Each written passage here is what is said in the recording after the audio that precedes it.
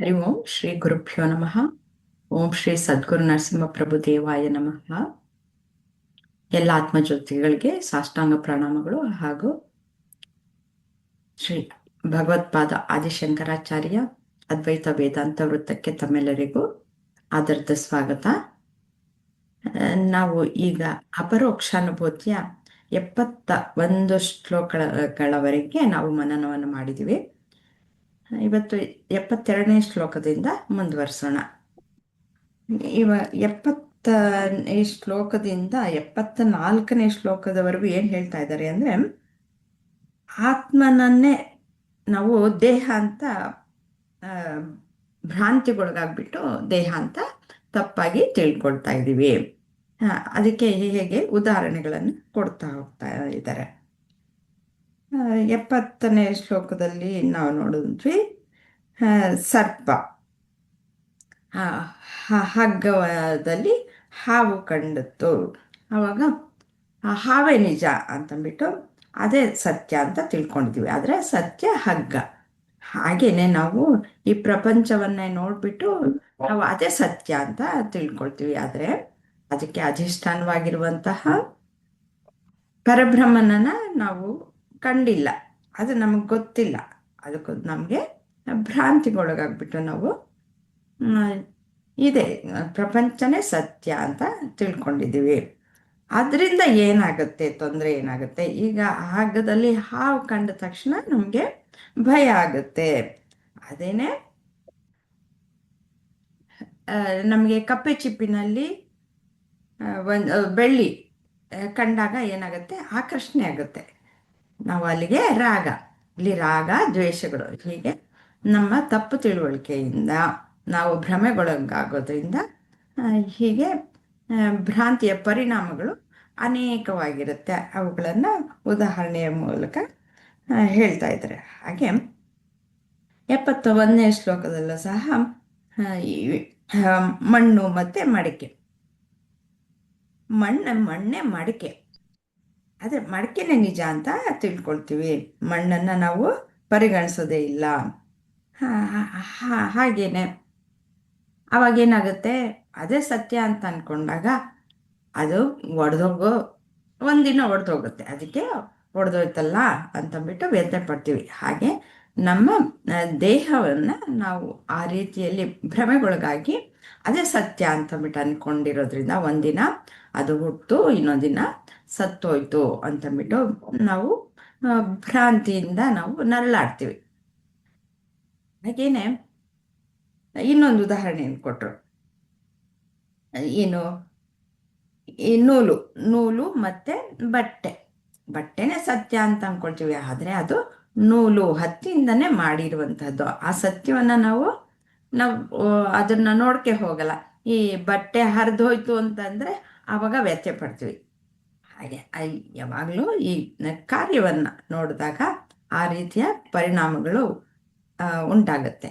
ಆದರೆ ಸತ್ಯವನ್ನ ನಾವು ತಿಳ್ಕೊಂಡಾಗ ಆ ಭ್ರಮೆಯಿಂದ ಹೊರಗಡೆ ಬರ್ತೀವಿ. ಅದಕ್ಕೆ ಏನೂ ಆಗಿಲ್ಲ, ಬಟ್ಟೆ ಹರಿದೋದ್ರೇನು ಹತ್ತಿಗೆ ಏನೂ ಆಗಿಲ್ಲ ಅನ್ನೋದು ಸತ್ಯ ಗೊತ್ತಾಗುತ್ತೆ. ಹಾಗೆ ಜ್ಞಾನಿಗೆ ಆತ್ಮ ಅನ್ನೋದು ಗೊತ್ತಾಗಿರೋದ್ರಿಂದ ಅವನಿಗೆ ಈ ದೇಹ, ಮನಸ್ಸು, ಬುದ್ಧಿಗಳು ಎಲ್ಲವೂ ಬದಲಾವಣೆ ಆಗೋವಂಥವೆ.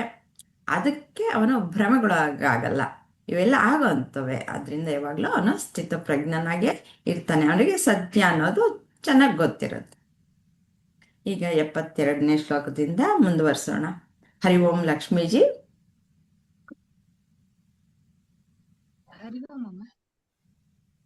ಕನಕಂ ಕುಂಡಲತ್ವೇನ ತರಂಗತ್ವೇನ ವೈಜಲಂ ವಿನಿರ್ಣೀತ ವಿಮೂಢೇನ ದೇಹತ್ವೇನ ತಥಾತ್ಮಾತ. ಚಿನ್ನವನ್ನ ಕಿವಿಯೋಲೆ ಮತ್ತು ನೀರನ್ನು ಅಲೆಗಳಂತೆ ಭಾವಿಸಿದಂತೆ ಆತ್ಮ ಇತ್ಯಾದಿಗಳನ್ನು ಸಹ ಪರಿಗಣಿಸಲಾಗಿದೆ.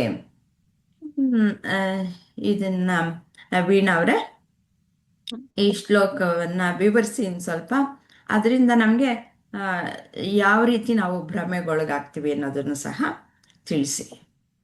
ಅದೇ ಆ, ನಾವು ಚಿನ್ನನ ಓಲೆ ಮಾಡಿಸ್ಬೋದು, ನೆಕ್ಲೆಸ್ ಮಾಡಿಸ್ಬೋದು, ಬಳೆ ಮಾಡಿಸ್ಬೋದು, ನಾನಾ ವಿಧವಾಗಿ ಏನೇನೋ ವೆರೈಟಿಗಳನ್ನ ಮಾಡಿಸ್ಬೋದು ಚಿನ್ನದಿಂದ. ಆದ್ರೆ ಚಿನ್ನ ಅದೆಲ್ಲ ಅದ್ರ ರೂಪ, ಚಿನ್ನದ ರೂಪ ಅಷ್ಟೇ. ಆದ್ರೆ ಅದು ಚಿನ್ನ ಅಲ್ಲ.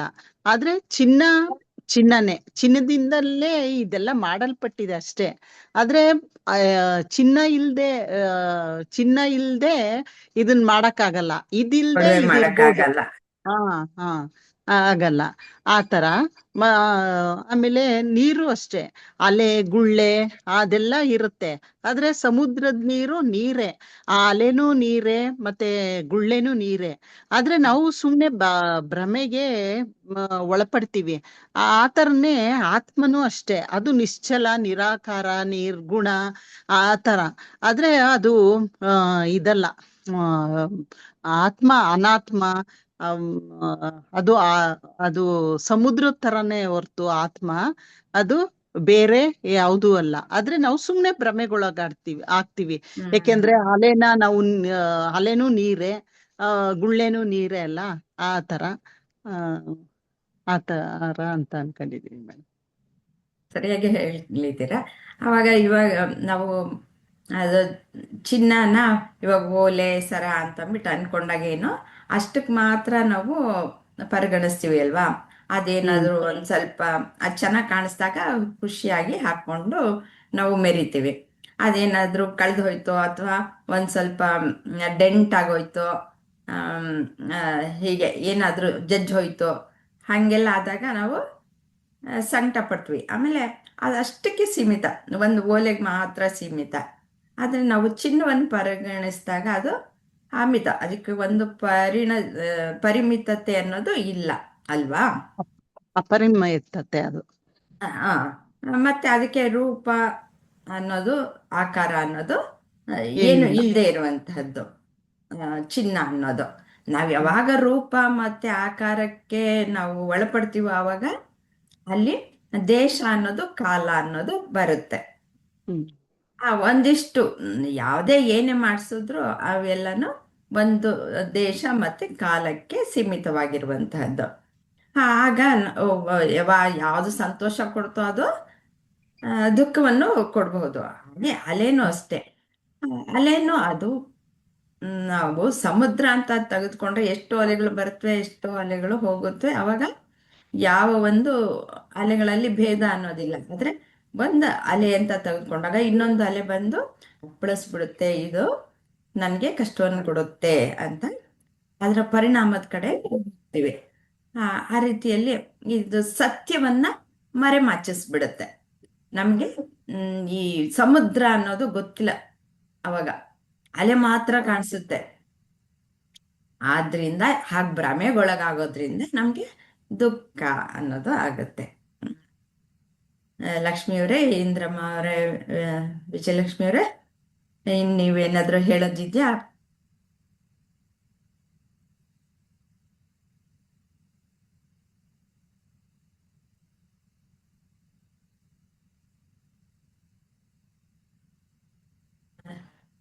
ಬಟ್ಟೆ ಎಪ್ಪ ನೂಲು ಬಟ್ಟೆದು ಹೇಳ್ಬೋದಲ್ಲ ಮೇಡಮ್.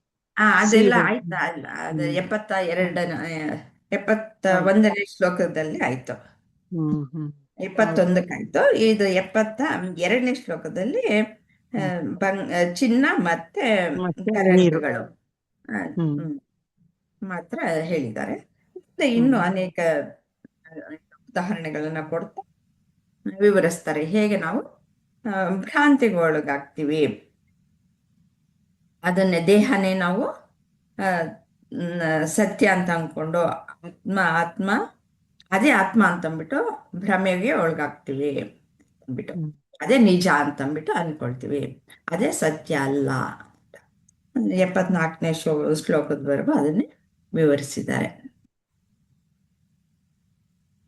ಪುರುಷತ್ವೇನ ವೈ ಸ್ಥಾಣುರ್ ಜಲತ್ವೇನ ಮರೀಚಿಕಾ ವನಿರ್ನೀತ ವಿಮೂಢೇನ ದೇಹತ್ವೇನ ತಥಾತ್ಮತಾ. ಆ, ಇದು ಮರದ ಒಂದು ಮೋಟು ಮರ ಇರುತ್ತೆ. ಅದು ಮನುಷ್ಯನ ಥರ ಮಾನವನ ಆಕೃತಿ ಮತ್ತು ಮರೀಚಿಕೆ ನೀರು ಅಂತ ತಪ್ಪಾಗಿ ಭಾವಿಸ್ತೀವಿ. ಆ ಥರ ಆತ್ಮ ಇತ್ಯಾದಿಗಳನ್ನ ಸಹ ತಪ್ಪಾಗಿ ಹಾಗೆ ಆತ್ಮ ನನ್ನ ಬೇರೆದಾಗಿ ನಾವು ತಪ್ಪಾಗಿ ತಿಳ್ಕೊಳ್ತೀವಿ ಅಂತಂದ್ಬಿಟ್ಟು ಈ ದೇಹವನ್ನೇ ಆತ್ಮ ಅಂತ ತಪ್ಪಾಗಿ ತಿಳ್ಕೊಂಡ್ಬಿಡ್ತೀವಿ. ಹೇಗೆ ಮೋಟು ಮರದಲ್ಲಿ ದೆವ್ವ ಕಾಣಿಸುತ್ತೆ ಒಬ್ಬನಿಗೆ ಯಾರೋ ಮನುಷ್ಯ ಕಾಣಿಸುತ್ತೆ, ಒಬ್ಬ ಲವ್ವರ್ಗೆ ತನ್ನ ಲವರ್ ಕಾಣಿಸ್ಬಹುದು, ಕಳ್ಳನ್ಗೆ ಪೊಲೀಸ್ ಕಾಣಿಸ್ಬೋದು. ಹೀಗೆಲ್ಲ ಅವರ ಮನಸ್ಸಿನಲ್ಲಿ ಹೇಗಿರುತ್ತೋ ಆ ರೀತಿಯಲ್ಲಿ ಭಾಸವಾಗತ್ತೆ. ನಾನೇ ಹೇಳ್ಬಿಡ್ತಾ ಇದ್ದೀನಿ. ವಿಜಯಲಕ್ಷ್ಮಿ ಅವರೇ ವಿವರಿಸಿ ಹೇಳ್ತಾ ಇದನ್ನ. ಹೇಳ್ತೇನಮ್ಮ. ಮರದ ಮೇಡಮ್ ದಿಂಡನ್ನು ಮರೀಚಿಕೆ ಅಂದ್ರೆ ಏನ್ ಹೇಳಿ ಮೇಡಮ್? ಮರೀಚಿಕೆ ಮರಳುಗಾಡಲ್ಲಿ ನೀರ್ ಕಾಣಿಸುತ್ತಲ್ಲ, ಅದು ಮರೀಚಿಕೆ. ನೀರ್ ಇದ್ದಂಗೆ ಕಾಣಿಸುತ್ತೆ. ಇವಾಗ ರೋಡಲ್ಲಿ ಹೋಗ್ತಾ ಇದ್ರು ಅಷ್ಟೇ ಕಾಣಿಸುತ್ತೆ. ಟಾರ್ ರೋಡಲ್ಲಿ ಅಲ್ಲಿ ನೀರಿದೇನೋ ಅನ್ನೋ ತರನೇ ಭ್ರಮೆ ಆಗತ್ತೆ. ನಾವು ಗಾಡಿಗಳಲ್ಲಿ ಹೋಗ್ಬೇಕಾದ್ರೆ ಅಲ್ಲಿ ಹತ್ರ ಹೋಗ್ತಾ ಇದ್ರೆ ಏನು ಇಲ್ಲ, ಏನೋ ಮಳೆ ಬಂದಿತ್ತೇನೋ ಅಂತಂದ್ಬಿಟ್ಟು ಅನ್ಕೊಳ್ತೀವಿ, ಏನಿಲ್ಲ. ಅದು ಸತ್ಯ ಗೊತ್ತಾದಾಗ ಇಲ್ಲ ಇದೆಲ್ಲ ಭ್ರಮೆ ಅಂತಂದ್ಬಿಟ್ಟು. ಹಾಗೆ ಹೇಳಿ ವಿಜಯಲಕ್ಷ್ಮಿ ಅವರೇ. ಹೇಳ್ತೇನಮ್ಮ. ಈಗ ಮರದ ದಿಂಡನ್ನು ಮಾನವ ಆಕೃತಿ ಅಂದ್ರಮ್ಮ, ಈಗ ಮರದ ದಿಂಡು ಇರ್ತತಿ, ಒಂದ್ ಕಡೆ ಮರ ಒಂದು ಕಡ್ದಿದ್ದಂತ ಮರ ಇರ್ತೈತಿ. ಅಲ್ಲಿ ಹೋಗ್ತಕ್ಕಂತ ಜನ ಏನ್ ಮಾಡ್ತಾರೆ, ಅದು ಸಾಯಂಕಾಲ ನೋಡಿದಾಗ ಒಂದು ಆಕೃತಿ ಆಗಿ ಕಾಣಿಸ್ತೈತಿ. ಈಗ ಒಬ್ಬನಿಗೆ ಅದು ಮನುಷ್ಯನ ಹಾಕಿ ಕಾಣಿಸ್ಬೋದು, ಇನ್ನೊಬ್ಬನಿಗೆ ಯಾವುದೋ ಒಂದು ಚಿತ್ರದ ಹಾಕಿ ಕಾಣ್ಬೋದು, ಇನ್ನೊಬ್ಬನಿಗೆ ಆ ಕಳ್ಳನಿಗೆ ಪೊಲೀಸ್ನ ಹೆಂಗ್ ಕಾಣಿಸ್ಬೋದು. ಅಂದ್ರ ಅಲ್ಲಿ ಮನುಷ್ಯನ ಅವನ ಭಾವನೆಗಳು ಏನಿರ್ತತಿ, ಅವನ ವಾಸನೆಗಳು ಏನಿರ್ತವೆ, ಆ ಒಂದು ಆಕಾರದಲ್ಲಿ ಆ ಮರದ ದಿಂಡನ್ನ ಕಾಣಿಸ್ತಾರಮ್ಮ. ಈಗ ಒಂದ ಕುರುಡ ಆನೆಯನ್ನ ನೋಡಿದ ಅಂದ್ರೆ ಅವ ಎಲ್ಲಾ ಭಾಗಗಳನ್ನ ಮುಟ್ಟಿ ಮುಟ್ಟಿ ನೋಡಿ ಬೇರೆ ಬೇರೆ ರೂಪ ಹೇಳ್ದಾಗೆ ಅವರಲ್ಲಿ ಏನ್ ತಿಳಿತೈತಿ ಅದನ್ನ ಹೇಳ್ತಾರೆ. ಅದೇ ರೀತಿ ಈ ಮರದ ದಿಂಡನ್ನು ಸಹಿತ ಆ ಮನುಷ್ಯನಿಗೆ ಏನೇನು ಯಾವ್ಯಾವ ತನ್ನ ಒಂದು ವಾಸನೆ ಅಥವಾ ತನ್ನ ಭಾವನೆ, ತನ್ನ ದೇಹಾತ್ಮಿಕ ಬುದ್ಧಿಯಿಂದ ಏನೇನು ಬರ್ತವೆ ಆ ಆಕಾರದಲ್ಲಿ ಅದನ್ನ ಕಾಣಿಸ್ತಾನ. ಅದನ್ನೇ ತಾನು ಯಾರು ಅಂತ ತಿಳ್ಕೊಂಡು ಆ ಮರದ ಒಂದು ಭಾವನೆಯನ್ನ ಮಾಡಿದಾಗ ಅವನಿಗೆ ಅದು ಒಂದು ಜಡ ವಸ್ತು ಅಂತ ತಿಳಿಬಹುದು. ಇಲ್ಲಮ್ಮ, ಇಲ್ಲಾದ್ರೆ ನಾನು ಅಂತ ತಿಳ್ಕೊಂಡಾಗ, ನಾನು ಅರಿವು ಅಂತ ನನಗೆ ತಿಳಿದಾಗ ನಾನು ಆತ್ಮ ಅಂತ ನಾನು ಹೇಳ್ತೇನೆಮ್ಮ. ಆದ್ರೆ ಇಲ್ಲಿ ಇನ್ನೊಂದು ಉದಾಹರಣೆ, ಮರುಚಿಕೆಯನ್ನ ನೀರು ಅಂತ ತಪ್ಪಾಗಿ ಭಾವಿಸಲಾಗುತ್ತದೆ. ಈಗ ಬೇಸಿಗೆ ಇಲ್ಲಮ್ಮ, ಈಗ ನಾವು ರೋಡಲ್ಲಿ ಹೋಗ್ತಾ ಇರ್ತೇವೆ ನೋಡಿ, ನಾವು ಹುಬ್ಳಿಯಿಂದ ಬೆಂಗಳೂರಿಗೆ ಹೋಗ್ತಾ ಇದ್ವಿ ಅಂದ್ರೆ ಬೇಸಿಗೆಯಲ್ಲಿ ಭಯಂಕರ ಬಿಸಿಲು. ಮಧ್ಯಾಹ್ನ ಹೋಗ್ತಾ ಇದ್ದಾಗ 12 ಗಂಟೆ ಹಿಂಗೆ ಅಲ್ಲೆಲ್ಲೇ ದೂರದಿಂದ ಆ ರೋಡ್ ಮೇಲೆ ಹಿಂಗೆ ಒಂಥರ ಅಲೆ ಆಗಿ ಕಾಣಿಸ್ತಾ ಇರ್ತೈತೆ, ಅದು ನೀರಿನ ಆಕಾರದಲ್ಲಿ. ಆಮೇಲೆ ಎಲ್ಲೋ ದೂರ ಈಗ ಮರಳು ಭೂಮಿ ಕಡೆ ಹೋದಾಗ ಸಹಿತ ಅಲ್ಲೆಲ್ಲ ನೀರ್ ಇದೇನೋ ಅಂತ ಅನಿಸ್ತೈತಿ. ಆದ್ರೆ ಹತ್ರ ಹೋದ್ರೆ ಅಲ್ಲಿ ನೀರ್ ಇರೋದಿಲ್ಲ, ಅಲ್ಲಿ ಬರೀ ಮರಳು ಅಷ್ಟೇ ಕಾಣಿಸ್ತೈತಿ. ಹಾಗೆ ಈ ಶರೀರನೂ ಸಹಿತ ಈ ದೇಹ, ಮನಸ್ಸು, ಬುದ್ಧಿ, ನಾನು ಅಂತ ತಿಳ್ಕೊಂಡಾಗ ಇಲ್ಲಿ ನನಗೆ ಆತ್ಮದ ಅರಿವು, ಜ್ಞಾನ ಬರೋದಿಲ್ಲ. ಅದನ್ನ ಒಂದು ಆರೋಪವಾಗಿ ಮಾಡ್ತೇವೆ ಆತ್ಮದ ಮೇಲೆ. ಈ ದೇಹಾತ್ಮ ಬುದ್ಧಿ ಅಂತ ತಿಳ್ಕೊಂಡಾಗ ಇಂಥ ಎಲ್ಲ ತಪ್ಪು ಅಭಿಪ್ರಾಯಗಳು, ಇಂಥ ಭ್ರಮೆಗೆ ನಾವು ಒಳಗಾಗ್ತವೆಮ್ಮ. ಇಲ್ದೇ ಇದ್ರೆ ಇದನ್ನ ಸರಿಯಾಗಿ ತಿಳ್ಕೊಂಡಾಗ ನಾನು ಶುದ್ಧ ಚೈತನ್ಯ, ಆತ್ಮ ಸ್ವರೂಪಿ, ಬ್ರಹ್ಮ ಸ್ವರೂಪಿ ಅಂತ ತಿಳಿದಾಗ ಇಂಥ ಭ್ರಮೆಗಳಿಗೆ ನಾವು ಒಳಗಾಗೋದಿಲ್ಲ.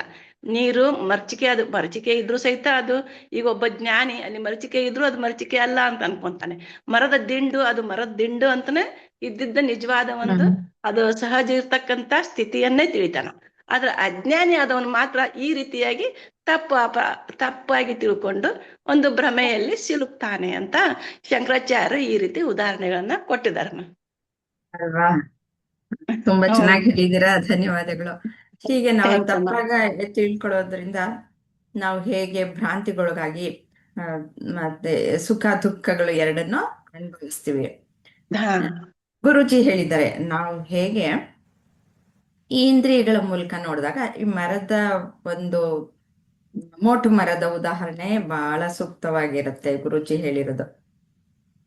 ನಾವು ಹೌದು. ಇಂದ್ರಿಯಗಳಿಂದ ನೋಡಿದಾಗ ಈ ಪ್ರಪಂಚವಾಗಿ ಕಾಣಿಸುತ್ತೆ. ಆದರೆ ಮನಸ್ಸಿನ ಮೂಲಕ ನೋಡಿದಾಗ ಭಾವನೆಗಳಾಗಿ ಕಾಣಿಸುತ್ತೆ. ಬುದ್ಧಿಯಿಂದ ನೋಡಿದಾಗ ಯೋಚನೆಗಳಾಗಿ ಕಾಣಿಸುತ್ತೆ. ಅಲ್ಲಿರೋದು ಒಂದೇ ವಸ್ತು, ಅಂದರೆ ಮೋಟು ಮರ ಒಂದೇ, ಆದರೆ ಒಬ್ಬೊಬ್ಬನಿಗೆ ಒಂದೊಂದು ರೀತಿಯಲ್ಲಿ ಹೇಗೆ ಭಾಸವಾಗುತ್ತೆ ಅನ್ನೋದನ್ನ ಇಲ್ಲಿ ಎಷ್ಟು ಚೆನ್ನಾಗಿ ಹೇಳಿದ್ದಾರೆ. ಅವನ ವಾಸನೆ ಮೂಲಕ ಅವನು ಹೇಳ್ತಾನಮ್ಮ. ಆ ಹಾಗೆ ನಮಗೆ ಪ್ರಪಂಚ ಅನ್ನೋದು ಅಷ್ಟೇ, ಅದ್ರ ಪಾಡಿಗೆ ಅದು ಇದ್ದಾಗ ಚೆನ್ನಾಗಿರೋದೇ ಒಂದೊಂದ್ಸತಿ ನಮಗೆ ಭಯಂಕರವಾಗಿ ಘೋರವಾಗಿ ಕಾಣಿಸುತ್ತೆ. ಅದೇ ನಮ್ಮ ಮನಸ್ಸೆಲ್ಲ ಉಲ್ಲಾಸಕರವಾಗಿದ್ದಾಗ ಅದೇನೆ ಬಹಳ ಸೊಗಸಾಗಿ ಸುಂದರವಾಗಿ ಕಾಣಿಸುತ್ತೆ. ಸನ್ನಿವೇಶಗಳು ಅಷ್ಟೇ, ಒಂದೇ ಮಾತನ್ನೇ ತೆಗೆದುಕೊಳ್ಳಿ, ಅದು ಒಂದು ಘೋರವಾಗಿ ಒಂದೊಂದ್ಸರ್ತಿ ನಮಗೆ ಭಾಸವಾಗುತ್ತೆ, ಒಂದೊಂದ್ಸತಿ ಎಷ್ಟೊಂದು ಆಹ್ಲಾದಕರವಾಗಿ ಭಾಸವಾಗುತ್ತೆ. ಹಾಗೆ ನಮ್ಮ ಒಳಗಡೆ ಹೇಗಿರುತ್ತೋ ನಮ್ಮ ಕಣ್ಣುಗಳು ಹೇಗಿರುತ್ತೋ ಆ ರೀತಿಯಲ್ಲಿ ಪ್ರಪಂಚವೂ ಸಹ ಕಾಣಿಸುತ್ತೆ. ಹಾಗೆ ಈ ದೇಹವನ್ನೇ ನಾವು ಆತ್ಮ ಅಂತ ಭಾವಿಸ್ಬಿಡ್ತೀವಿ, ಅದು ತಪ್ಪು. ಅದು ಸತ್ಯವನ್ನ ನಾವು ತಿಳ್ಕೊಳ್ಬೇಕು. ಸತ್ಯವನ್ನ ತಿಳ್ಕೊಳ್ಬೇಕು ಅಂತಂದ್ರೆ ಏನು? ಈ ರೀತಿಯ ಸತ್ಸಂಗಗಳಲ್ಲಿ ಈ ಶಾಸ್ತ್ರಗಳು ಏನು ಹೇಳಿವೆ, ಈ ಜ್ಞಾನಿಗಳು ಏನು ತಿಳಿಸ್ಕೊಟ್ಟಿದ್ದಾರೆ, ಅದನ್ನು ತಿಳ್ಕೊಳ್ಳೋದ್ರಿಂದ ನಾವು ಸಹ ಆ ಒಂದು ಶಾಂತಿಯನ್ನ ಹೊಂದ್ಬೋದು. ಏಕೆಂದ್ರೆ ಸತ್ಯವನ್ನು ಯಾರು ತಿಳ್ಕೊಳ್ತಾರೋ ಅವರು ಶಾಂತಿಯನ್ನ ಹೊಂದುತ್ತಾರೆ. ಯಾಕೆಂದ್ರೆ ಅದು ಮೋಟ್ ಮರ ಅಂತಂದ್ಬಿಟ್ಟು ಯಾವಾಗ ಗೊತ್ತಾಗೋಯ್ತು, ಅದಕ್ಕೆ ಬೆಳಕು ಹಾರಿಸಿದಾಗ ಟಾರ್ಚ್ ಹಾಕಿದಾಗ ಗೊತ್ತಾಗತ್ತೆ, ಅಯ್ಯೋ ಮೋಟ್ ಮರ ಅಂತಂದ್ಬಿಟ್ಟು. ನಾನು ಇಷ್ಟೊತ್ತು ಭ್ರಮೆಗೊಳಗಾಗಿದ್ದೆ ಅಂದ್ಬಿಟ್ಟು ಸುಮ್ಮನಾಗ್ತಾನೆ. ಎಂಥವನಾದ್ರೂ ಅವನಿಗೇನು ಮೊದಲೇನು ಅನ್ಕೊಂಡಿದ್ರು ನನ್ನ ತಪ್ಪು ತಿಳುವಳಿಕೆ, ಇಲ್ಲಿರೋದು ಮೋಟ್ ಮರ ಅಂತ. ಹಾಗೆ ಯಾವಾಗ ಜ್ಞಾನ ಬರುತ್ತೋ ಅವಾಗ ಎಲ್ಲ ಇರೋದೆಲ್ಲವೂ ಸಹ ಬರೀ ಆತ್ಮನೇ. ನಾನು ಈ ದೇಹ ಮನಸ್ಸು ಬುದ್ಧಿಗಳು ಅಂತಂದ್ಬಿಟ್ಟು ಅನ್ಕೊಂಡಿದ್ದೀನಿ. ಆ ದೇಹ ಮನಸ್ಸು ಬುದ್ಧಿಗಳು ಅನ್ಕೊಂಡಾಗ ಅದೆಲ್ಲ ಪರಿಮಿತತೆಯಲ್ಲಿ ಇರುತ್ತೆ. ಆದ್ರಿಂದ ನಾನು ಕಷ್ಟ ಸುಖಗಳಲ್ಲಿ ಸಿಕ್ಕಾಕೊಳ್ತೀನಿ. ಓ ಇಲ್ಲ, ಆತ್ಮ ಅನ್ನೋದು ನನ್ನ ನಿಜ ಸ್ವರೂಪ ಅನ್ನೋದನ್ನ ನಾವು ತಿಳ್ಕೊಳ್ಬೇಕು. ಈಗ ಅನೇಕ ಶ್ಲೋಕಗಳಲ್ಲಿ ಶಂಕರಾಚಾರ್ಯರು ತಿಳಿಸ್ಕೊಡ್ತಾ ಬಂದಿದ್ದಾರೆ. 74ಕ್ಕೆ ಹೋಗೋಣ. ಇಂದ್ರಮ್ಮ ಅವರಿಗೆ ಇನ್ನೊಂದು ಉದಾಹರಣೆ ಅದೇ ರೀತಿಯಲ್ಲಿ ಇದನ್ನ ಶ್ಲೋಕ ಓದ್ತೀನಿ. ಆಮೇಲೆ ಇದರಿಂದ ಇದೇನು ಮತ್ತೆ ಇದರಿಂದ ನಮ್ಮಲ್ಲಿ ಉಂಟಾಗಬಹುದಂತ ಭಾವನೆಗಳೇನೋ, ತಪ್ಪು ಕಲ್ಪನೆಯೇನೋ, ಸತ್ಯವನ್ನು ಹೇಗೆ ತಿಳ್ಕೊಳ್ಳೋದು, ಇಷ್ಟನ್ನು ಹೇಳೋರಂತೆ. ಗೃಹತ್ವೇನೈವ ಕಾಷ್ಠಾನಿ ಕಂಗತ್ವೇನೈವ ಲೋಹತ ವನಿರ್ಣೀತ ವಿಮೂಢೇನ ದೇಹತ್ವೇನ ತಥಾತ್ಮತ. ಮರದ ಕೆಲಸದ ರಾಶಿಯನ್ನು, ಅಂದ್ರೆ ಕಟ್ಟಿಗೆಯಿಂದ ಮಾಡಿರುವಂಥದನ್ನ ಮನೆ ಮಾಡ್ತಾರೆ, ಕಟ್ಟಿಗೆಯಿಂದ ಮನೆ ಮಾಡ್ತಾರೆ. ಆಮೇಲೆ ಕಬ್ಬಿಣನೇ ಕತ್ತಿಯಾಗಿ ಕಾಣಿಸುತ್ತೆ ಅಲ್ವಾ. ಕತ್ತಿ ಏನಿದ್ರು ಕಬ್ಬಿಣದಿಂದಾನೇ ಮಾಡಿರೋದು. ಕತ್ತಿಯಂತೆ ಭಾವಿಸುವಂತೆ ನಾವೇನು ಆ ಒಂದು ಕಾರ್ಯವನ್ನೇ ನಾವು ನೋಡೋದು. ಕಟ್ಟಿಗೆಯಿಂದ ಮನೆ ಕಟ್ಟಿದ ಮೇಲೆ ಕಟ್ಟಿಗೆ ಅನ್ನೋದನ್ನ ಮರ್ತು ಬಿಡ್ತೀವಿ, ಆ ಮನೆಯನ್ನ ನೋಡ್ತೀವಿ. ಹಾಗೆ ನೋಡಿದಾಗ ಕತ್ತಿನ ನೋಡ್ತೀವಿ. ಆ ಕಬ್ಬಿಣ ಅನ್ನೋದು ಮತ್ತೆ ಅದರಿಂದ ಏನು, ಯಾವುದರಿಂದ ಮಾಡಿದೆ, ಆ ಸತ್ಯಾಸತ್ಯತೆಯನ್ನ ನಾವು ಯೋಚನೆ ಮಾಡಿರಲ್ಲ. ಕತ್ತಿ ಅನ್ನೋದನ್ನ ನೋಡ್ತೀವಿ. ಆವಾಗ ಆತ್ಮ ಇತ್ಯಾದಿಗಳನ್ನು ಸಹ ಆ ರೀತಿಯಲ್ಲೇ ನಾವು, ಆತ್ಮ ಇತ್ಯಾದಿಗಳು ಅಲ್ಲ, ಅದು ದೇಹವನ್ನ ನಾವು ಆ ರೀತಿ ಪರಿಗಣಿಸ್ತೀವಿ. ಏನೋ ಕತ್ತಿ ತರ, ಮನೆ ತರ ಪರಿಗಣಿಸ್ತೀವಿ. ಆತ್ಮನನ್ನ ನಾವು ನೋಡಲ್ಲ. ಇದನ್ನ ವಿವರಿಸ್ತೀರಾ ಇಂದ್ರಮ್ಮ ಅವರೇ?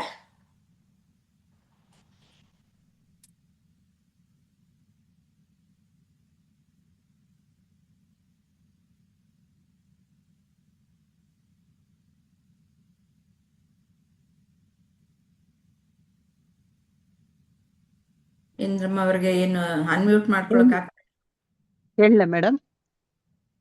ಇಲ್ಲ ಇಲ್ಲ, ಇನ್ನು ಲಕ್ಷ್ಮಿ ಅವರಿದ್ದಾರೆ, ಇಂದ್ರಮ್ಮ ಅವರಿದ್ದಾರೆ. ಸರಿ ಹೇಳ ಮೇಡಮ್. ಈಗ ಕೇಳಿಸ್ತಾ ಇದ್ಯಾ? ಇವಾಗ ಕೇಳಿಸ್ತಾ ಇದೆ. ಹಲೋ. ಇವಾಗ ಕೇಳಿಸ್ತಾ ಇದೆ, ಹೇಳಿ. ಅಂದ್ರೆ ಈಗ ನಾನು ಅರ್ಥೈಸ್ಕೊಳ್ಳೋದು ಅಂತಂದ್ರೆ, ಈ ಮನೆಯನ್ನು ಕಟ್ಟಬೇಕಾದ್ರೆ ನಾವು ಅನೇಕ ವಸ್ತುಗಳನ್ನ ಉಪಯೋಗಿಸ್ತೇವೆ. ಅದು ಮರ ಆಗಿರ್ಬೋದು, ಕಳ್ಳು ಮಣ್ಣುಗಳು, ಮತ್ತೆ ಏನು ಅಂದ್ರೆ ಅದ್ರ ಸಾಮಗ್ರಿಗಳು ವಿಪರೀತವಾಗಿ ಈಗ ಇದೆ. ಬಟ್ ಕೆಲವಾರು ಹಿಂದಿನ ಒಂದು ಪ್ರಕಾರ ಮಣ್ಣು, ಮರ ಇವನ್ನ ಉಪಯೋಗಿಸಿ ಮನೆಯನ್ನ ಕಟ್ತಾ ಇದ್ರು. ಆ ಮರದ ಕೆಲಸದ ರಾಶಿಯನ್ನ ನಾವು ನೋಡ್ತಾ ಹೋದ್ರೆ ಅದು ಒಂದಲ್ಲ ಒಂದು ದಿನ ನಾಶ ಆಗ್ತಿತ್ತು. ಒಂದ್ ಮನೆಗೆ ನಾವು 100 ವರ್ಷ, ನಮ್ಮ ತಾತನ ಮನೆ, ನಮ್ಮ ಅಜ್ಜಿ ಮನೆ ಅಂತೀವಿ ನಾವು, ಅದು 100 ವರ್ಷ ಆದ್ಮೇಲೆ ತನ್ನ ಅಸ್ತಿತ್ವನ ಕಳ್ಕೊಳ್ತಾ ಇತ್ತು. ಆ ಮನೆಯನ್ನ ನಾವು ಏನು ಎಷ್ಟೊಂದು ಇಷ್ಟ ಪಡ್ತಿದ್ವಿ ಅಂತಂದ್ರೆ, ಆ ಮರದ ಕೆಲಸ ಬಿಟ್ಬಿಡಿ, ಆ ಮನೆಗಳು ಇದನ್ನ ಬಿಟ್ಬಿಡಿ, ಮಣ್ಣು ಬಿಟ್ಬಿಡಿ, ಈಗೆಲ್ಲ ಬಿದ್ದು ಹೋಗಿದೆ. ಆ ಮನೆ ಬಿದ್ದೋಗಿ ಇರೋದನ್ನ ನಾವು ಎಷ್ಟೊಂದು ಇದು ಮಾಡ್ತೀವಿ. ಅದೇ ತರಹ ನಮ್ ದೇಹನ ನಾವು ಮನೆಗೆ ಹೋಲಿಸ್ಕೊಂಡ್ರೆ ಅದು ಕೂಡ ಕಾಲಾಂತರದಲ್ಲಿ ಎಲ್ಲ ನಶಿಸ್ತಾ ಹೋಗ್ತದೆ. ಅಂದ್ರೆ ತನ್ನ ಇದನ್ನ ಕಳ್ಕೊಳ್ತಾ ಹೋಗ್ತದೆ, ಶಕ್ತಿಯನ್ನ ಹೊಂದ್ಕೊಳ್ಬೋದು, ಏನಾದ್ರೂ ಆಗ್ಬೋದು. ದೇಹದಲ್ಲಿ ಇರ್ತಕ್ಕಂಥ ಈ ಪಂಚೇಂದ್ರಿಯಗಳು ಕೂಡ ಕೆಲಸಗಳನ್ನ ಸ್ಲೋ ಮಾಡ್ತಾ ಹೋಗುತ್ತೆ. ಅದೇ ತರಹ ಇದನ್ನ ನಾವೇನ್ ಅನ್ಕೊಂಡ್ಬಿಟ್ಟಿದೀವಿ, ನಾನು ನಾನು ನಾನು ನಾನು ಅನ್ಕೊಂಡಿದೀವಿ.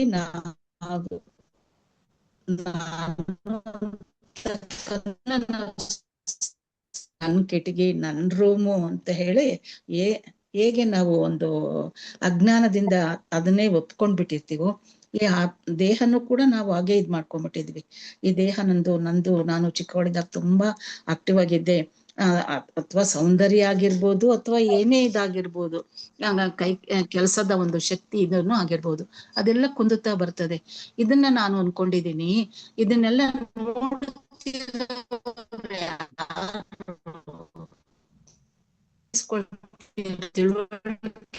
ಬರ್ತಿರ್ತಕ್ಕಂಥದ್ದು ಅದೇ ಆತ್ಮ. ಪರಂಜ್ಯೋತಿನ ಬ್ರಹ್ಮ ಸ್ವರೂಪವನ್ನ ನೀನ್ ಅರ್ಥ ಮಾಡ್ಕೊ. ನಿನ್ನಲ್ಲೇ ನೈಜತೆ ಇದೆ, ನಿನ್ನಲ್ಲೇ ಎಲ್ಲ ಇದೆ. ಆ ಜ್ಞಾನವನ್ನ ಹೊರಗ್ ತಗೊಂಬ. ಮನೆ ಮಠ ಇದೆಲ್ಲ ಬಿಟ್ಟು ಹಾಕು. ಒಂದು ಕಬ್ಬಣದಿಂದನೇ ಕತ್ತಿ ಮಾಡ್ತಾರೆ ಅಂತ ಎಲ್ಲ ಗೊತ್ತಿದೆ. ಆ ಇನ್ಸ್ಟ್ರೂಮೆಂಟ್ ನೋಡಿದ ತಕ್ಷಣ, ಕಬ್ಬಣ ನೋಡಿದ ತಕ್ಷಣ ನಾನು ಕತ್ತಿಯ ರೂಪದಲ್ಲಿ ಭಾವಿಸ್ಬಿಡ್ತೀನಿ. ಆದ್ರೆ ಅದು ಕತ್ತಿಯ ನಿಜ ಸ್ವರೂಪ ಏನು? ಅದು ಒಂದು ಕಬ್ಬಣದ ಪೀಸೆ. ಅದೇ ತರಹ ನಿನ್ನ ಭಾವನೆಗಳಿಗೆ ತಕ್ಕ ಹಾಗೆ ನೀನು ಹೊಂದಿಸ್ಕೋಬೇಡ. ನೀನ್ ವ್ಯಾಮೋಹಕ್ಕೆ ಒಳಗೋಬೇಡ, ಅಥವಾ ವಾಸನೆಗೆ ಹೋಗ್ಬೇಡ. ಯಾವುದೇ ಆಕಾರಕ್ಕೂ ಇದಕ್ಕೂ ಒಂದು ಆಕಾರ ಇಲ್ಲದನ್ನ ನಿನಗೆ ಗೊತ್ತಿದೆ ಆತ್ಮ ಅಂತ. ಅದನ್ನ ಗಮನಿಸು. ಅದನ್ನ ಯಾವುದಕ್ಕೂ ನೀನು ಇದ್ ಮಾಡ್ಕೋಬೇಡ. ಇವೆಲ್ಲ ಕೂಡ ನಶ್ವರವಾದಂತ ವಸ್ತುಗಳು. ನಿನ್ನಲ್ಲಿರ್ತಕ್ಕಂಥ ಬೆಳಕಿನಿಂದ ಇದೆಲ್ಲ, ಅಥವಾ ಅರಿವಿನಿಂದ ನೀನ್ ನೋಡ್ಕೊಂಡಾಗ ನಿನಗದ ನಿಜ ಸ್ವರೂಪ ಬೆಳಕಿಗೆ ಬರ್ತದೆ. ಇಂದ್ರಿಯಗಳಿಂದನೂ ನೋಡ್ಬೇಡ, ಮನಸ್ಸಿಂದನೂ ನೋಡ್ಬೇಡ, ಬುದ್ಧಿಯಿಂದನೂ ನೋಡ್ಬೇಡ. ನಿನ್ನ ಒಳಗಿನ ಅರಿವಿನಿಂದ ನೀನ್ ನೋಡಿ ಈ ಜ್ಞಾನವನ್ನ ಪಡಿ ಅಂತೇಳಿ ನಾನು ಅರ್ಥೈಸ್ಕೊಂಡಿದ್ದು ಮೇಡಮ್. ಚೆನ್ನಾಗಿ ಕೇಳಿದ್ದೀರಾ ಇಂದ್ರಮ್ಮ ಅವ್ರೆ. ಹೀಗೆ ಈ ಒಂದು 70ನೇ ಶ್ಲೋಕದಿಂದ 74ರವರೆಗೂ 5 ಶ್ಲೋಕಗಳಲ್ಲೂ ಸಹ ಹೇಗೆ ಭ್ರಾಂತಿಗೊಳಗಾಗ್ತೀವಿ ಅಂತ ಅಂದ್ಬಿಟ್ಟು ಅನ್ನೋದನ್ನ ಹೇಳಿದ್ದಾರೆ. ಹೀಗೆ ನಾವು ಮುಂದಿನ ಶ್ಲೋಕಗಳಲ್ಲೂ ಹೀಗೆ ಬರುತ್ತೆ ಅನ್ಸುತ್ತೆ ಮೇಡಮ್. ಅದ್ರಲ್ಲೂ ಬರುತ್ತೆ, ಕರೆಕ್ಟ್. ಅದು ಅಜ್ಞಾನಕ್ಕೆ ಸಂಬಂಧಪಟ್ಟ ಅಜ್ಞಾನವನ್ನ ವಿವರಣೆ ಕೊಡ್ತಾ ಹೋಗ್ತಾರೆ. ಇನ್ನು ಮುಂದೆ 75ರಿಂದ 86ರವರೆಗೂ ಅಜ್ಞಾನ ಸಂಬಂಧ, ಅಲ್ಲಿ ಮಾರ್ಕ್ ಮಾಡ್ಕೊಳ್ಳೋದಾದ್ರೆ ಮಾಡ್ಕೊಳ್ಬೇಕಾದ್ರೆ, ಇದುವರೆಗೂ ನಾವು ಭ್ರಮೆ 70ರಿಂದ 74ರವರೆಗೂ ಭ್ರಮೆಗೆ, 75ರಿಂದ 86ರವರೆಗೂ ಅಜ್ಞಾನದಿಂದ ನಾವು ಎಷ್ಟರಿಂದ ಮೇಡಮ್? 75ರಿಂದ 86ರವರೆಗೂ ಆತ್ಮನನ್ನ ಬೇರೊಂದು ರೂಪದಲ್ಲಿ ತಿಳ್ಕೊಳ್ಳೋದು ಯಾತಕ್ಕೆ? ನಾವು ದೇಹನೇ ಆತ್ಮ ಅಂತ ಅಂದ್ಬಿಟ್ಟು ಎಲ್ಲ ತಿಳ್ಕೊಳ್ಳೋದು ಯಾತಕ್ಕೆ ಅಂದ್ರೆ ನಮ್ಗೆ ಅಜ್ಞಾನ, ಸತ್ಯ ಅನ್ನೋದು ಗೊತ್ತಿಲ್ಲ, ಅದಕ್ಕೋಸ್ಕರ ಅಂತ. ಇದುವರೆಗೂ 74ರವರೆಗೂ ಈ ರೀತಿ ನಾವು ಭ್ರಾಂತಿಗೆ ಒಳಗಾಗೋದು. ಹೇಗೆ ಇವಾಗ ಕಟ್ಟಿಗೆಯಿಂದ ಮನೆ ಮಾಡಿದೆ ಅಂತಂದ್ರೆ, ಆ ಕಟ್ಟಿಗೆ ಎಲ್ಲ ಮನೇನ ಕಟ್ಟದ್ಮೇಲೆ ಅದು ಕಟ್ಟಿಗೆಯಿಂದ ಮಾಡಿದೆ ಅನ್ನೋದು ಮರ್ತ್ ಹೋಗುತ್ತೆ. ಮನೆಗೆ ಅಸ್ತಿತ್ವ ಬಂದಿರೋದು ಹಾ ಕಟ್ಟಿಗೆಯಿಂದ. ಆ ಅಸ್ತಿತ್ವದ ಕಡೆಗೆ ನಮ್ಮ ಗಮನ ಹೋಗಲ್ಲ. ಮತ್ತೆ ಕತ್ತಿ ನೋಡಿದಾಗ ಓ ಇದು ಚೂಪಾಗಿದೆ, ಅದರದ ಉಪಯೋಗ ಏನು, ಅಥವಾ ಭಯ ಪಡ್ತೀವಿ ನಾವು ಅಲ್ವಾ, ಅದನ್ನ ನೋಡಿದ್ರೆ ಅದರಿಂದ ದೂರ ಇರ್ತೀವಿ, ಹರಿತವಾಗಿದೆ ಅಂತ ಅಂದ್ಬಿಟ್ಟು. ಅದು ಅದಕ್ಕೆ ಅಸ್ತಿತ್ವ ಬಂದಿರೋದು ಏನು, ಕಬ್ಬಿಣದಿಂದ. ಅಂದ್ರೆ ಹಾಗೆ ಎಲ್ಲದಕ್ಕೂ ಸಹ ಅಸ್ತಿತ್ವ ಬಂದಿರೋದು ಆತ್ಮನಿಂದ ಅನ್ನೋದು ನಮ್ಗೆ ಗೊತ್ತಿಲ್ಲ. ನಮ್ಗೆ ಯಾಕೆಂದ್ರೆ ಭ್ರಾಂತಿಗೊಳಗಾಗ್ಬಿಟ್ಟಿದೀವಿ. ಭ್ರಾಂತಿ ಯಾಕಾಗುತ್ತೆ ನಮಗ್ ಗೊತ್ತಿಲ್ಲ. ಅದಕ್ಕೋಸ್ಕರ ಮುಂದೆ ಇದು ಅದಕ್ಕೆಲ್ಲ ಅಜ್ಞಾನನೇ ಕಾರಣ ಅನ್ನೋದನ್ನ ಮುಂದೆ 86ರಿಂದ ವಿವರಣೆಯನ್ನ ಕೊಡ್ತಾ ಹೋಗ್ತಾರೆ. ಇವಾಗ ಮುಂದಿನದು ಲಕ್ಷ್ಮಿಯವರಿಗೆ 75ನೇ ಶ್ಲೋಕ ನೋಡೋಣ. ಇಲ್ಲಿಂದ ನಮ್ಮ ಅಜ್ಞಾನನೇ ಕಾರಣ ಈ ರೀತಿಯಲ್ಲಿ ನಾವು ತಪ್ಪು ತಿಳುವಳಿಕೆಗೆ. ಆ ತಪ್ಪು ತಿಳುವಳಿಕೆಯಿಂದ ಏನೇನಾಗುತ್ತೆ, ಹೇಗೆ ಅಧ್ಯಾಸ ಆಗುತ್ತೆ, ನಾನಾ ರೀತಿಯಲ್ಲಿ ತಿಳಿಸಿ ಕೊಡ್ತಾ ಇದ್ದಾರೆ. ಯಥಾ ವೃಕ್ಷ ವಿಪರ್ಯಾಸೋ ಜಲಾದ್ಭವತಿ ಕಸ್ಯಚಿತ್ ತದ್ವದಾತ್ಮನಿ ದೇಹತ್ವಂ ಪಶ್ಯತ್ ಅಜ್ಞಾನ ಯೋಗತಃ. ನೀರಿನ ಕಾರಣದಿಂದ ಮರದ ಭ್ರಮೆ ನೋಡುವಂತೆಯೇ ಅಜ್ಞಾನದ ಕಾರಣದಿಂದ ವ್ಯಕ್ತಿಯು ಆತ್ಮನನ್ನು ದೇಹವೆಂದು ನೋಡುತ್ತಾನೆ. ಅಂದ್ರೆ ಅಲ್ಲಿ ಸತ್ಯ ಅನ್ನೋದು ಗೊತ್ತಿಲ್ಲ. ಆ ಸತ್ಯ ಅನ್ನೋದು ಗೊತ್ತಿಲ್ಲದೆ ಇರೋದ್ರಿಂದ ನಾವು ಭ್ರಮೆಗೊಳಗಾಗಿದ್ದೀವಿ. ಅದು ಹೇಗೆ ಬೇರೆಯಾಗಿ ಕಾಣಿಸ್ತಾ ಇದೆ ಅನ್ನೋದನ್ನ ಇಲ್ಲಿ ಹೇಳ್ತಾರೆ. ಲಕ್ಷ್ಮಿಯವರೇ ವಿವರಿಸ್ತೀರಾ? ಈಗ ನನ್ ದೇಹ ಮನಸ್ಸು ಬುದ್ಧಿ ನಾನಲ್ಲ ಅಂತಂದ್ ಹೇಳಿ ನನ್ಗ ತಿಳಿಬೇಕು ಅಂತಂದ್ ಹೇಳಿದ್ರ ಇದೆಲ್ಲಾ ಕ್ಲಾಸಿಗೆ ಅಟೆಂಡ್ ಆಗ್ಬೇಕಮ್ಮ. ಮೊದ್ಲು ನಾವುನು ಹಂಗ ಅನ್ಕೊಂಡಿದ್ದೀವ್ರಿ, ಆತ್ಮ ದೇಹ ಎರಡು ಒಂದ ಅಂತಂದ್ ಹೇಳಿ. ಹೆಂಗಂತಂದ್ ಹೇಳಿದ್ರೆ ಮರೀಚಿಕೆ ಅಂತಂದ್ ಹೇಳಿ ಕೊಟ್ಟಾರಮ್ಮ. ಇಲ್ಲೇ ಮರೀಚಿಕೆ ಅಂತಂದ್ ಹೇಳಿ ಇವತ್ತಲ್ಲ ನಾಳೆ ಮಾಯ ಆಗದ್ರಿ. ಏನೋ ಒಂದು ಮಾಯ ಆಗದನ್ನ ನಾನು ಅಂತಂದ್ ಅಲ್ಲ, ಹೇಳಿ ಮರೀಚಿಕೆ ಇಲ್ಲಿಲ್ಲ. ಇಲ್ಲಿ ಮರ ಅನ್ನೋದು ತಳ್ಕಳಕಾಗಿ ಕಾಣಿಸ್ತಾ ಇದೆ. ಹಾಮ್ಮ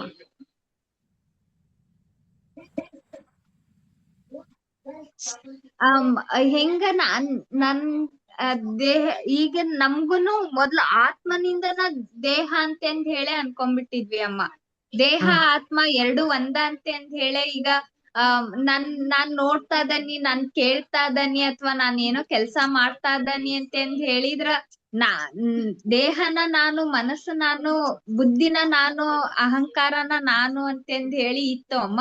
ಈಗ ಅನಸ್ತತಿ ನಮ್ಮ ಆತ್ಮ ನಮ್ಮ ಆತ್ಮದ ಶಕ್ತಿ ಎಷ್ಟೈತಿ ಅಂತಂದ್ ಹೇಳಿ ಈಗ ಗೊತ್ತಾಗ್ತೈತಿ ಅಮ್ಮ. ಆತ್ಮ ಇಲ್ದನ ದೇಹ ಇರಾಕ್ ಸಾಧ್ಯನ ಇಲ್ರಿ, ದೇಹ ಇಲ್ದನ ಆತ್ಮ ಇರ್ಬೋದ್ರಿ.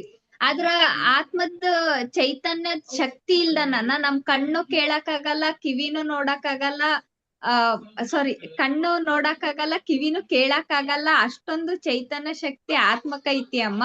ನಮ್ಮ ಆತ್ಮ ಎಷ್ಟು ಸ್ವಚ್ಛ ಇಟ್ಕೊಂತೇವೆ ಅಷ್ಟ ನಮ್ ದೇಹನು ನಾವ್ ಕೇಳೋದು, ಮಾತಾಡೋದು, ಅಥವಾ ಏನು ಕೆಲ್ಸ ಮಾಡ್ತೇವೆ ಅದು ಚೈತನ್ಯವಾಗಿರ್ತತಿ ಅಂತಂದ್ ಹೇಳಿ ಹಂಗ ಅನ್ನಿಸ್ತವಮ್ಮ ನನಗ.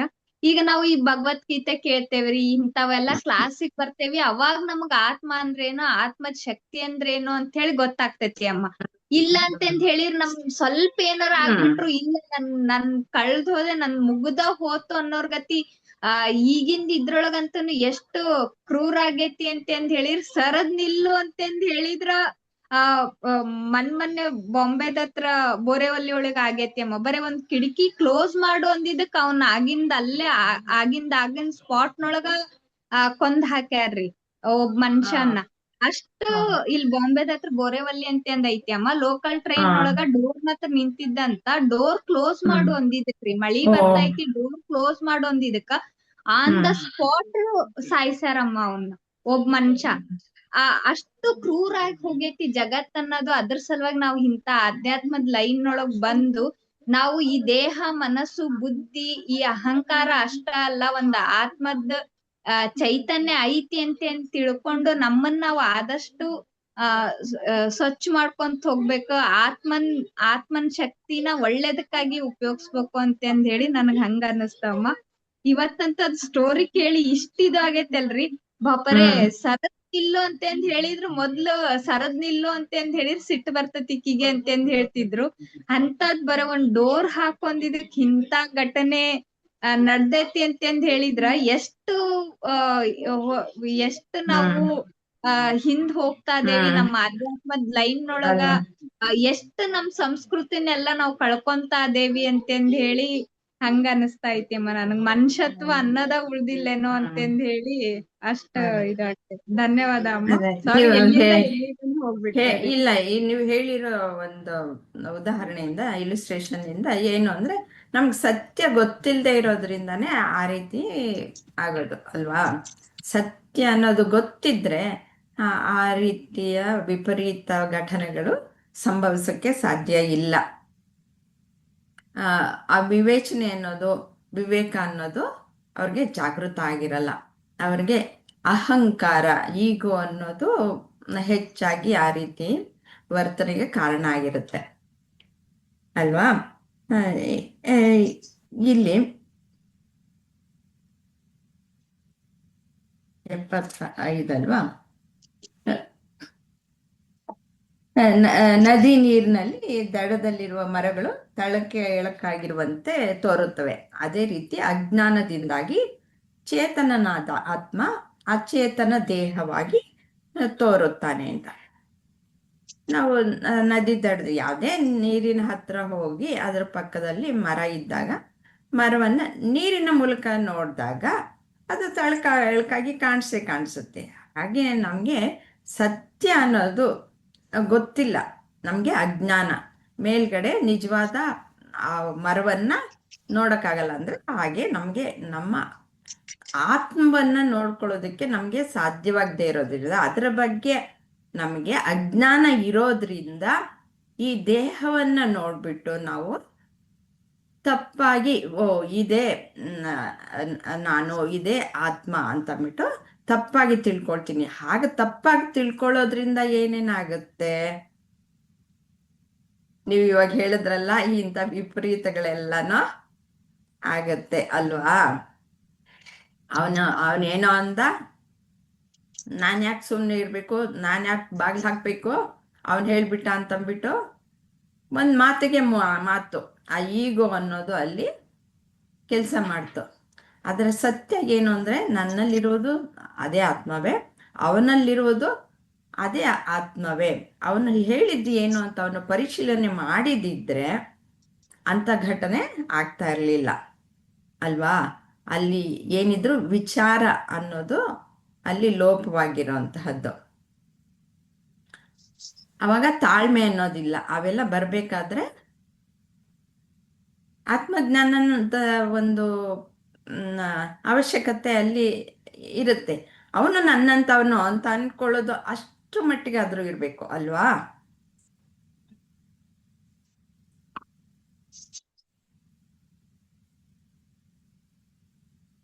ಮುಂದೆ 76 ವೀಣಾವ್ರಿಗೆ. ಪೋತೇನ ಗಚ್ಚತ ಪುಂಸಃ ಸರ್ವಂ ಭಾತೀವ ಚಂಚಲಂ ತದ್ವದಾತ್ಮನಿ ದೇಹತ್ವಂ ಪಶ್ಯತ್ ಅಜ್ಞಾನ ಯೋಗತಃ.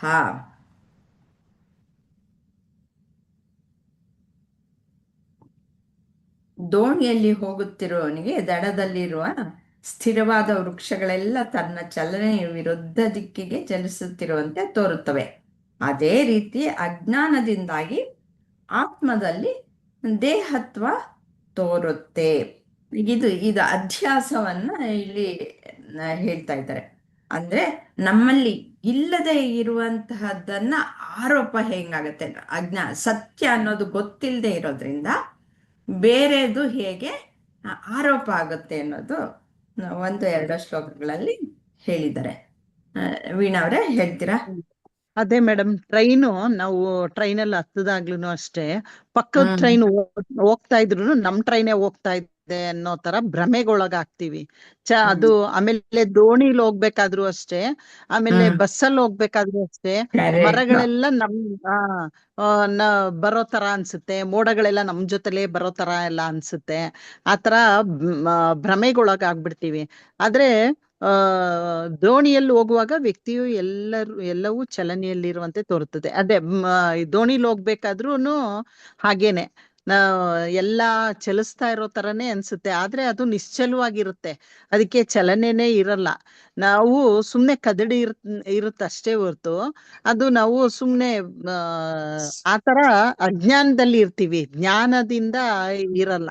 ಹಾಗೆ ಒಬ್ಬ ವ್ಯಕ್ತಿ ಕೂಡ, ಒಬ್ಬ ಮನುಷ್ಯ ಕೂಡ ಅಜ್ಞಾನದಿಂದ ತನ್ನ ಜ್ಞಾನ ಇದ್ರೆ ಅವನು ಯಾವಾಗ್ಲೂ ಸುಖಮಯವಾಗೇ ಇರ್ತಾನೆ. ಅವನು ಯಾರು ಜ್ಞಾನ ಇರುತ್ತೆ ಅವನು ಆನಂದ ಸ್ವರೂಪಿಯಾಗೇ ಇರ್ತಾನೆ. ಯಾರಿಗೆ ಅಷ್ಟೊಂದು ಜ್ಞಾನ ಇರಲ್ಲ ಅವನು ದ್ವಂದ್ವಕ್ಕೊಳಗಾಗೋದು, ಆಮೇಲೆ ಭ್ರಮೆಗೊಳಗಾಗೋದು, ಹಗ್ಗನ ಹಾವು ಅನ್ಕೊಳ್ಳೋದು, ಆಮೇಲೆ ಆತ್ಮ ಅನಾತ್ಮದ ಬಗ್ಗೆ ಅನಾತ್ಮ ಎಲ್ಲ ನಿಜ ಅಂತ ಅನ್ಕೊಳ್ಳೋದು, ದೇಹ ಮನಸ್ಸು ಬುದ್ಧಿ ಎಲ್ಲ ನಾನೇ ಅನ್ಕೊಳ್ಳೋದು, ಈ ದೇಹ ನಂದೇ ಅನ್ಕೊಳ್ಳೋದು, ನಂದೇ ಕೈ ಅನ್ಕೊಳ್ಳೋದು, ಈ ತರ ಅನ್ಕೊಂಡಿರ್ತಾರ ಅಜ್ಞಾನದಿಂದ. ಅವರು ಜ್ಞಾನ ಬಂದ ಮೇಲೆ ಅವರು ಜ್ಞಾನ ಸ್ವರೂಪಿಯಾಗಿ ಆನಂದ ಸ್ವರೂಪಿಯಾಗಿ ಇರ್ತಾರೆ. ಆತರ ಅನ್ಕೊಂಡಿದ್ದೀನಿ. ಚೆನ್ನಾಗಿ ಹೇಳಿದ್ದೀರಾ ವೀಣಾಜಿ. ಇವಾಗ ನೀವು ಹೇಳಿದ್ರಿ ಟ್ರೈನಲ್ಲಿ ಹೋಗ್ಬೇಕಾದ್ರೆ ಮತ್ತೆ ಈ ಒಂದು ಕಾರುಗಳಲ್ಲೇ ನಾವು ಹೋಗ್ಬೇಕಾದ್ರೆ, ಬಸ್ಸಲ್ಲಿ ಹೋಗ್ಬೇಕಾದ್ರೆ ಅಷ್ಟೇ ನಾವು ಕೂತಿರ್ತೀವಿ. ಏನು ಒಂದ್ ಸ್ವಲ್ಪ ಮರ್ತಂಗ ಆಯ್ತು ಅಂತಂದ್ರೆ ನಾವು ಕೂತೇ ಇರ್ತೀವಿ, ಪಕ್ಕದ ಯಾವ್ದಾದ್ರು ಚಲನೆ ಆದ್ರೆ ಸಾಕು, ಆ ಚಲನೆ ನಮ್ಮ ಮೇಲೆ ಆರೋಪ ಆಗೋಗುತ್ತೆ.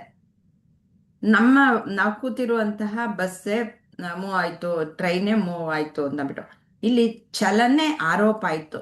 ಹೇಗೆ ನಾನು ಕುಳಿತಿರೋದು ಚಲನೆ ಆಗ್ತಿಲ್ಲ, ಚಲಿಸ್ತಾ ಇಲ್ಲ ಅನ್ನೋ ಒಂದು ಅಜ್ಞಾನದಿಂದ ಬೇರೆದು ಇದ್ರ ಮೇಲೆ ಚಲನೆ ಆರೋಪ ಆಯ್ತು. ಹಾಗೆ ದೋಣಿಲಿ ಚಲಿಸ್ತಾ ಇರ್ಬೇಕಾದ್ರೆ ಅಲ್ಲಿ ಚಲನೆ ಹೇಗೆ ದೋಣಿಯ ಚಲನೆ ಆ ಮರಗಳ ಮೇಲೆ ಆರೋಪ ಆಯ್ತು. ಚಲಿಸ್ತಾ ಇರೋದು ದೋಣಿ ಅಲ್ವಾ, ಮರಗಳೆಲ್ಲ ಚಲಿಸ್ತಾ ಇರೋದು, ಮರಗಳು ಚಲಿಸ್ದಂಗ ಆಗತ್ತೆ. ಟ್ರೈನಲ್ಲೂ ಆಗತ್ತೆ, ನೀವು ಹೊರಗಡೆ ಕಿಟಕಿಯಿಂದ ನೋಡಿದಾಗ ಆಗತ್ತೆ. ಅದು ಸ್ಥಿರವಾಗಿ ತುಂಬಾ ಸ್ಪೀಡ್ ಆಗಿ ಹೋಗ್ತಾ ಇತ್ತು ಅಂತಂದ್ರೆ ಜಾಸ್ತಿ ಟ್ರೈನ್, ಅವಾಗ ಆ ರೀತಿ ಆರೋಪ ಆಗುತ್ತೆ. ಹೀಗೆ ಚಲನೆ ಹೇಗೆ ಆರೋಪ ಆಯ್ತು ಅಂತಂದ್ಬಿಟ್ಟು ಅಂದ್ರೆ ನಾವು ಅವಾಗ ನಾವು ಚಲಿಸ್ತಾ ಇದೀವಿ ಅನ್ನೋದು ಗೊತ್ತಿಲ್ಲ ದೋಣಿಲಿ. ಅದೇ ಟ್ರೈನಲ್ಲಿ ಕೂತಿದ್ದಾಗ ನಾವು ಚಲಿಸ್ತಾ ಇಲ್ಲ, ಆದ್ರೆ ಅದು ಚಲನೆ ಆದಾಗ ಬೇರೆದು ಆರೋಪ ಆಗಿದೆ. ಈ ರೀತಿ ನಮ್ಗೆ ತಪ್ಪು ತಿಳುವಳಿಕೆ, ಅಂದ್ರೆ ನಮ್ಗೆ ಅವಿದ್ಯೆಯಿಂದ ಈ ರೀತಿ ಅಧ್ಯಾಸ ಆಗತ್ತೆ. ಇದು ಅವಿದ್ಯೆ ಅಂತಂದ್ರೆ ಅಜ್ಞಾನನೇ, ಅಜ್ಞಾನದ ಕಾರಣವಾಗಿ ನಮ್ಗೆ ಈ ರೀತಿ ಅಧ್ಯಾಸ ಆಗತ್ತೆ ಅನ್ನೋದನ್ನ ಇಲ್ಲಿ ಹೇಳ್ತಾ ಇದ್ದಾರೆ. ನೆಕ್ಸ್ಟ್ ವಿಜಯಲಕ್ಷ್ಮಿ ಅವರು,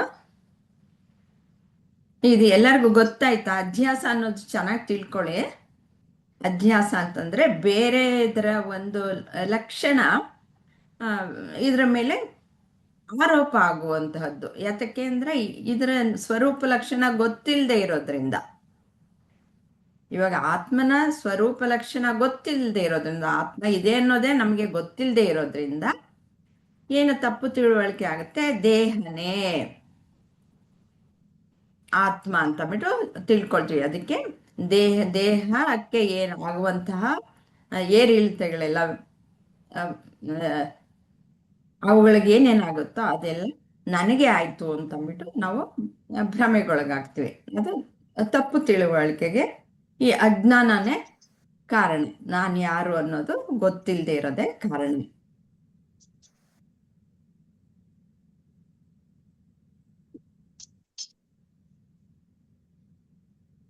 ಅಧ್ಯಾಸ ಅನ್ನೋದು ಗೊತ್ತಾಯ್ತಾ ಎಲ್ಲಾರ್ಗು? ಹ್ಞೂ ಮೇಡಮ್. ಅದೇ ಅಜ್ಞಾನನ ಈಗ ಅವಿದ್ಯೆನ ವಿದ್ಯೆ ಮೇಲೆ ಏನ್ ಆರೋಪ ಮಾಡ್ತೇವಲ್ಲ ಅದನ್ನೇ ಅಧ್ಯಾಸ, ಅಥವಾ ದೇಹ ಬುದ್ಧಿ ಮನಸ್ಸು ಅಂತ ಅವಿದ್ಯೆ. ಆತ್ಮನ ಮೇಲೆ ಹಾ, ನಾವು ಆರೋಪ ಅಥವಾ ಅಧ್ಯಾಸ ಅಂತ ಹೇಳ್ಬಹುದು. ಕರೆಕ್ಟ್. ಅವಿದ್ಯೆ ಆರೋಪ ಅಂತಂದ್ರೆ ಏನು? ನಾನ್ ಹಾ ಆತ್ಮ ಅನ್ನೋದು ಗೊತ್ತಿಲ್ಲ. ಅದಕ್ಕೆ ಗೊತ್ತಿಲ್ಲ. ಅಲ್ಲಿ ಏನ್ ಕಾಣಿಸುತ್ತೆ? ಅದಕ್ಕೆ ದೇಹ ತಪ್ಪ. ಮನಸ್ಸು ಬುದ್ಧಿ ಕಾಣಿಸುತ್ತೆ, ಅದು ಹಾ ಆರೋಪ ಆಗೋಗುತ್ತೆ. ಆರೋಪ ಅವೇ ಆಕತೆ. ಅವೇ ಸತ್ಯ, ಅದೇ ನಾನು ಅಂತ ತಪ್ಪಾಗಿ ಹ್ಮ್ ತಿಳ್ಕೊಳ್ತೀವಿ. ಅದ್ರ ಆರೋಪ ಆದ್ರೆ ನಿಜವಾಗೂ ನೋಡಿದ್ರೆ ನಾನು ಆತ್ಮ ಅಲ್ವಾ? ಅದೇ ಇದು ದೋಣಿ, ಹಾಗೆ. ದೋಣಿ ಏನ್ ಹೋಗ್ತಾ ಇದೆ ಪಕ್ಕದಲ್ಲಿ, ಹ್ಮ್. ನಿಮ್ ಪಕ್ಕದಲ್ಲಿ ಹೋಗ್ತಾ ಇದ್ದ ಗಿಡ ಮರಗಳೆಲ್ಲ ಹೋಗ್ತವೇನೋ ಅನಿಸ್ತೈತಿ. ಹಾ. ಅದೇ ರೀತಿ ಆತ್ಮ, ದೇಹ, ಬುದ್ಧಿ, ಮನಸ್ಸು ಹ್ಮ್. ಸಹ ಈ ದೇಹದ ಒಂದು ವಾಹನಕ್ಕೆ ಹೋಲಿಸಿದಾರಮ್ಮ. ಹ್ಮ್. ಅಂದ್ರ ಮೇಲ್ ಹಾಗೆ ಕೂತಾಗ ಅದು ಹಾಗೆ ಅನಿಸ್ತೈತಿ. ಚಲನೆ ಆರೋಪ ಆಯ್ತು, ಆರೋಪ. ಅದು ಹ್ಮ್ ಅಧ್ಯಾಸ. ಅಧ್ಯಾಸ.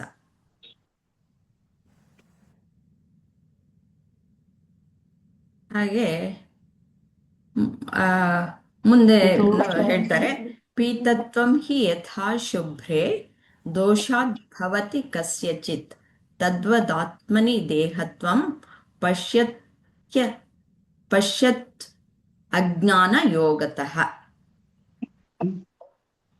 ಅಂದ್ರಮ್ಮ ಇದು ಕಣ್ಣಿನ ದೋಷಗಳು ಏನ್ರ ಇದ್ರೆ, ಈಗ ಒಬ್ಬ ಕಣ್ಣಿಗೆ ನೋಡು ಅಲ್ಲ, ಎರಡೆರಡು ಅರ್ಥನು ವಸ್ತುಗಳ. ಅರ್ಥನು ಅರ್ಥನು ಹೇಳ್ಬಿಡ್ತೀನಿ. ಇಂದ್ರಮ್ಮ ಹೇಳ್ರಿ. ಅವ್ರದಲ್ವಾ ಇವಾಗ ನೆಕ್ಸ್ಟ್ ಚಾನ್ಸು?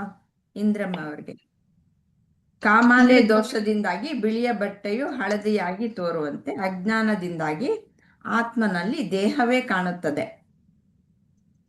ಮುಂದೆ ಇಂಥ ವಾಕ್ಯಗಳಿಗಿಲ್ಲ, ಅದೇ ದೇಹವನ್ನೇ ಆತ್ಮ ಅಂತ ನಾವು ತಿಳ್ಕೊಳ್ತೀವಿ ಅಂತ. ಹಾ ಮೇಡಮ್. ಇಂದ್ರಮ್ಮ ಅವರು ಹೇಳಿ. ಹೇಳ್ತೀನಿ ಮೇಡಮ್. ಇದು ಅಂದ್ರೆ ಸಾಮಾನ್ಯ ಜ್ಞಾನದ ಪ್ರಕಾರ ಕಾಮಲೆ ಅಂತ ಒಂದು ಕಾಗೆ ಸುತ್ತಾದಾಗ ಮೈಯೆಲ್ಲ ಹಳದಿ ಆಗುತ್ತೆ ಮೊದಲು, ಆಮೇಲೆ ಕಣ್ಣು ಹಳದಿ ಆಗುತ್ತೆ. ಕೇಳಿಸ್ತಾ ಇದೆಯಾ ಮೇಡಮ್? ಕೇಳಿಸ್ತಾ ಇದೆ. ಅದು ದೊಡ್ಡ ಒಂದು ನಾಣ್ಣುಡಿ ಅಲ್ವಾ, ಕಾಮಲೆ ಕಣ್ಣಿಗೆ ಪ್ರಪಂಚ ಎಲ್ಲ ಹಳದಿ. ಹಾ, ಹಳದಿ ಅಂತ ಹೇಳ್ತಿರ್ತೀವಲ್ಲ ಹಾಗೆ. ನಂದ ಸ್ವಲ್ಪ ಒಂದೊಂದ್ಸಲ ಆಗುತ್ತೆ. ಅಂದ್ರೆ ಕಾಮಲೆ ಕಾಯಿಲೆ ಬಂದಾಗ ಎಲ್ಲ ಹಳದಿ, ದೇಹನೇ ಹಳದಿ ಆಗಿರುತ್ತೆ. ಅದಕ್ಕೆ ಅಂತ ವ್ಯಕ್ತಿಗೆ ಎಲ್ಲ ವಸ್ತುಗಳ ಜೊತೆಗೆ ಆ ಪ್ರಪಂಚ ಕೂಡ ಒಂಥರ ಲೈಟ್ ಆಗಿ ಹಳದಿ ಬಣ್ಣ ಕಾಣಿಸ್ತಾ ಇರ್ತದಂತೆ. ಆ ಬಣ್ಣದಲ್ಲಿ ಈಗ ಕಾಣಿಸ್ತಾ ಇರೋದಂಗೆ ಒಬ್ಬ ಅಜ್ಞಾನಿಗೆ ಪ್ರಪಂಚ ಎಲ್ಲ ತಾನೇ, ಇದು ಪ್ರಪಂಚನು ಕೂಡ ಒಂದು ಶಾಶ್ವತ ಅನ್ಕೊಂಡ್ಬಿಟ್ಟಿರ್ತಾನೆ. ನನ್ನ ದೇಹ ಕೂಡ ಶಾಶ್ವತ, ಈಗ ಸಿಕ್ಕಿರ್ತಕ್ಕಂಥ ಸುಖನೇ ಸ್ವರ್ಗ ಅನ್ಕೊಂಡ್ಬಿಟ್ಟಿರ್ತಾನೆ.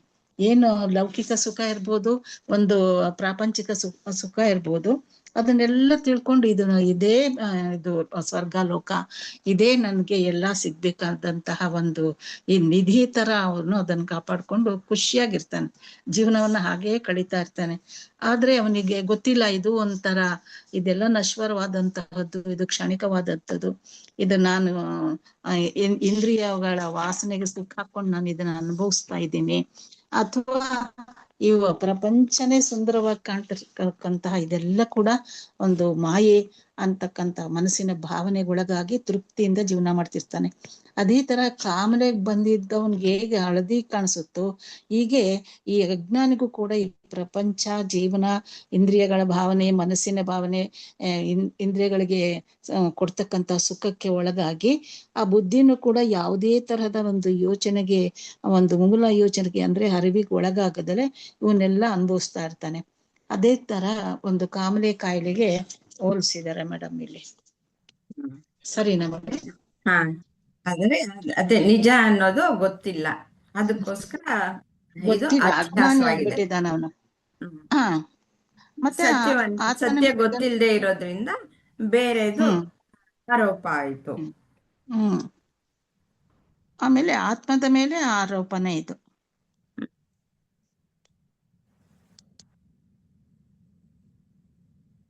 ಅದೇ ಆತ್ಮನ ಮೇಲೆ ದೇಹ ಅನ್ನೋದು ಆರೋಪ ಆಯ್ತು, ದೇಹತ್ವ ಅನ್ನೋದು ಆರೋಪ ಆಯ್ತು.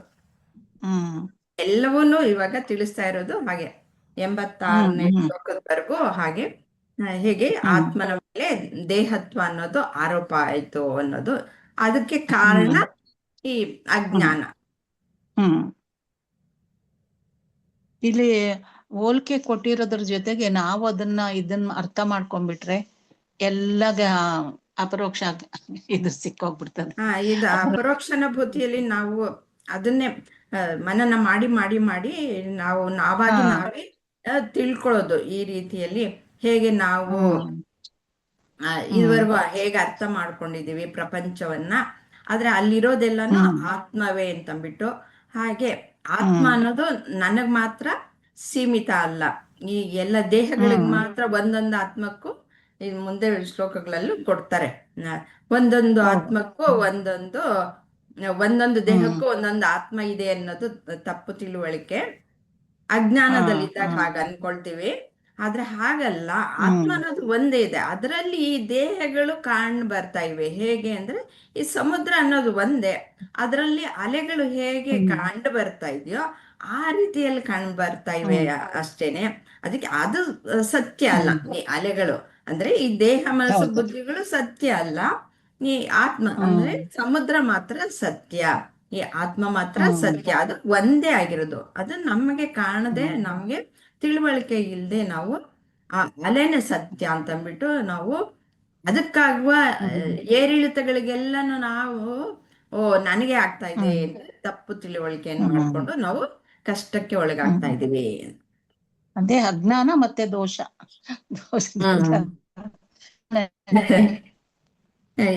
ಇಲ್ಲಿ ಆಧ್ಯಾತ್ಮದಲ್ಲಿ ಈ ಅಜ್ಞಾನವನ್ನ ಕಳಿಸೋದೆ. ಹೌದು, ಯಾಕೆಂದ್ರೆ ನನ್ನ ನಿಜ ಸ್ವರೂಪ ಅಲ್ಲಿ ಇದೆ. ಈ ಅಜ್ಞಾನವನ್ನು ಕಳ್ಸಿದ್ರೆ ಅಲ್ಲಿ ನಿಜ ಸ್ವರೂಪ ಅನ್ನೋದು ಕಾಣಿಸುತ್ತೆ, ಪ್ರಕಾಶಿಸುತ್ತೆ ಅಷ್ಟೆ. ಅದೆಲ್ಲೂ ಹೋಗಿಲ್ಲ, ಅದು ಎಲ್ಲಿಂದಲೂ ಬರ್ಬೇಕಾಗಿಲ್ಲ ಅಲ್ವಾ, ಹೊರಗಡೆಯಿಂದ ಬರೋದಿಲ್ಲ, ಬರೋ ಅಂತದ್ದೇನಿಲ್ಲ. ಈ ತಪ್ಪು ತಿಳುವಳಿಕೆಯನ್ನು ತೆಗಿಯೋದೇ ಈ ಆಧ್ಯಾತ್ಮದಲ್ಲಿ ಕೆಲಸ. ಧನ್ಯವಾದಗಳು ಇಂದ್ರಮ್ಮ ಅವರ. ನೆಕ್ಸ್ಟ್ ಲಕ್ಷ್ಮಿ ಅವರಿಗೆ.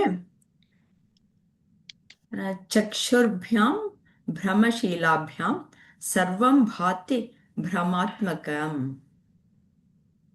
ತದ್ವದಾತ್ಮನಿ ದೇಹತ್ವಂ ಪಶ್ಯತ್ ಅಜ್ಞಾನ ಯೋಗತಃ. ಇದರ ಅರ್ಥ, ವಾತ ಮುಂತಾದ ರೋಗಗಳಿಂದಾಗಿ ಕಣ್ಣುಗುಡ್ಡೆಗಳು ತಿರುಗುತ್ತಿರುವವನಿಗೆ ಪ್ರಪಂಚವೆಲ್ಲ ತಿರುಗುತ್ತಿರುವಂತೆ ತೋರುತ್ತದೆ. ಅದೇ ರೀತಿ ಅಜ್ಞಾನಿಗೆ ಆತ್ಮವೇ ದೇಹವಾಗಿ ತೋರುತ್ತದೆ.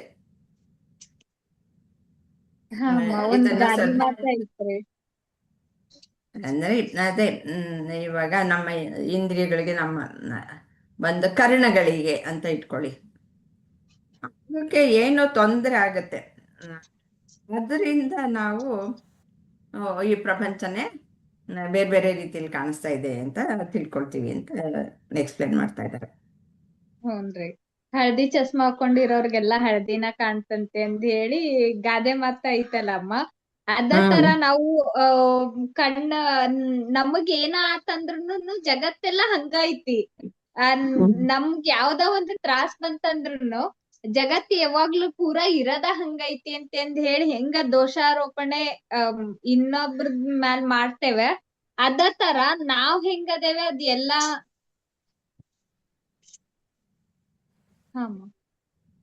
ಹೇಳಿ.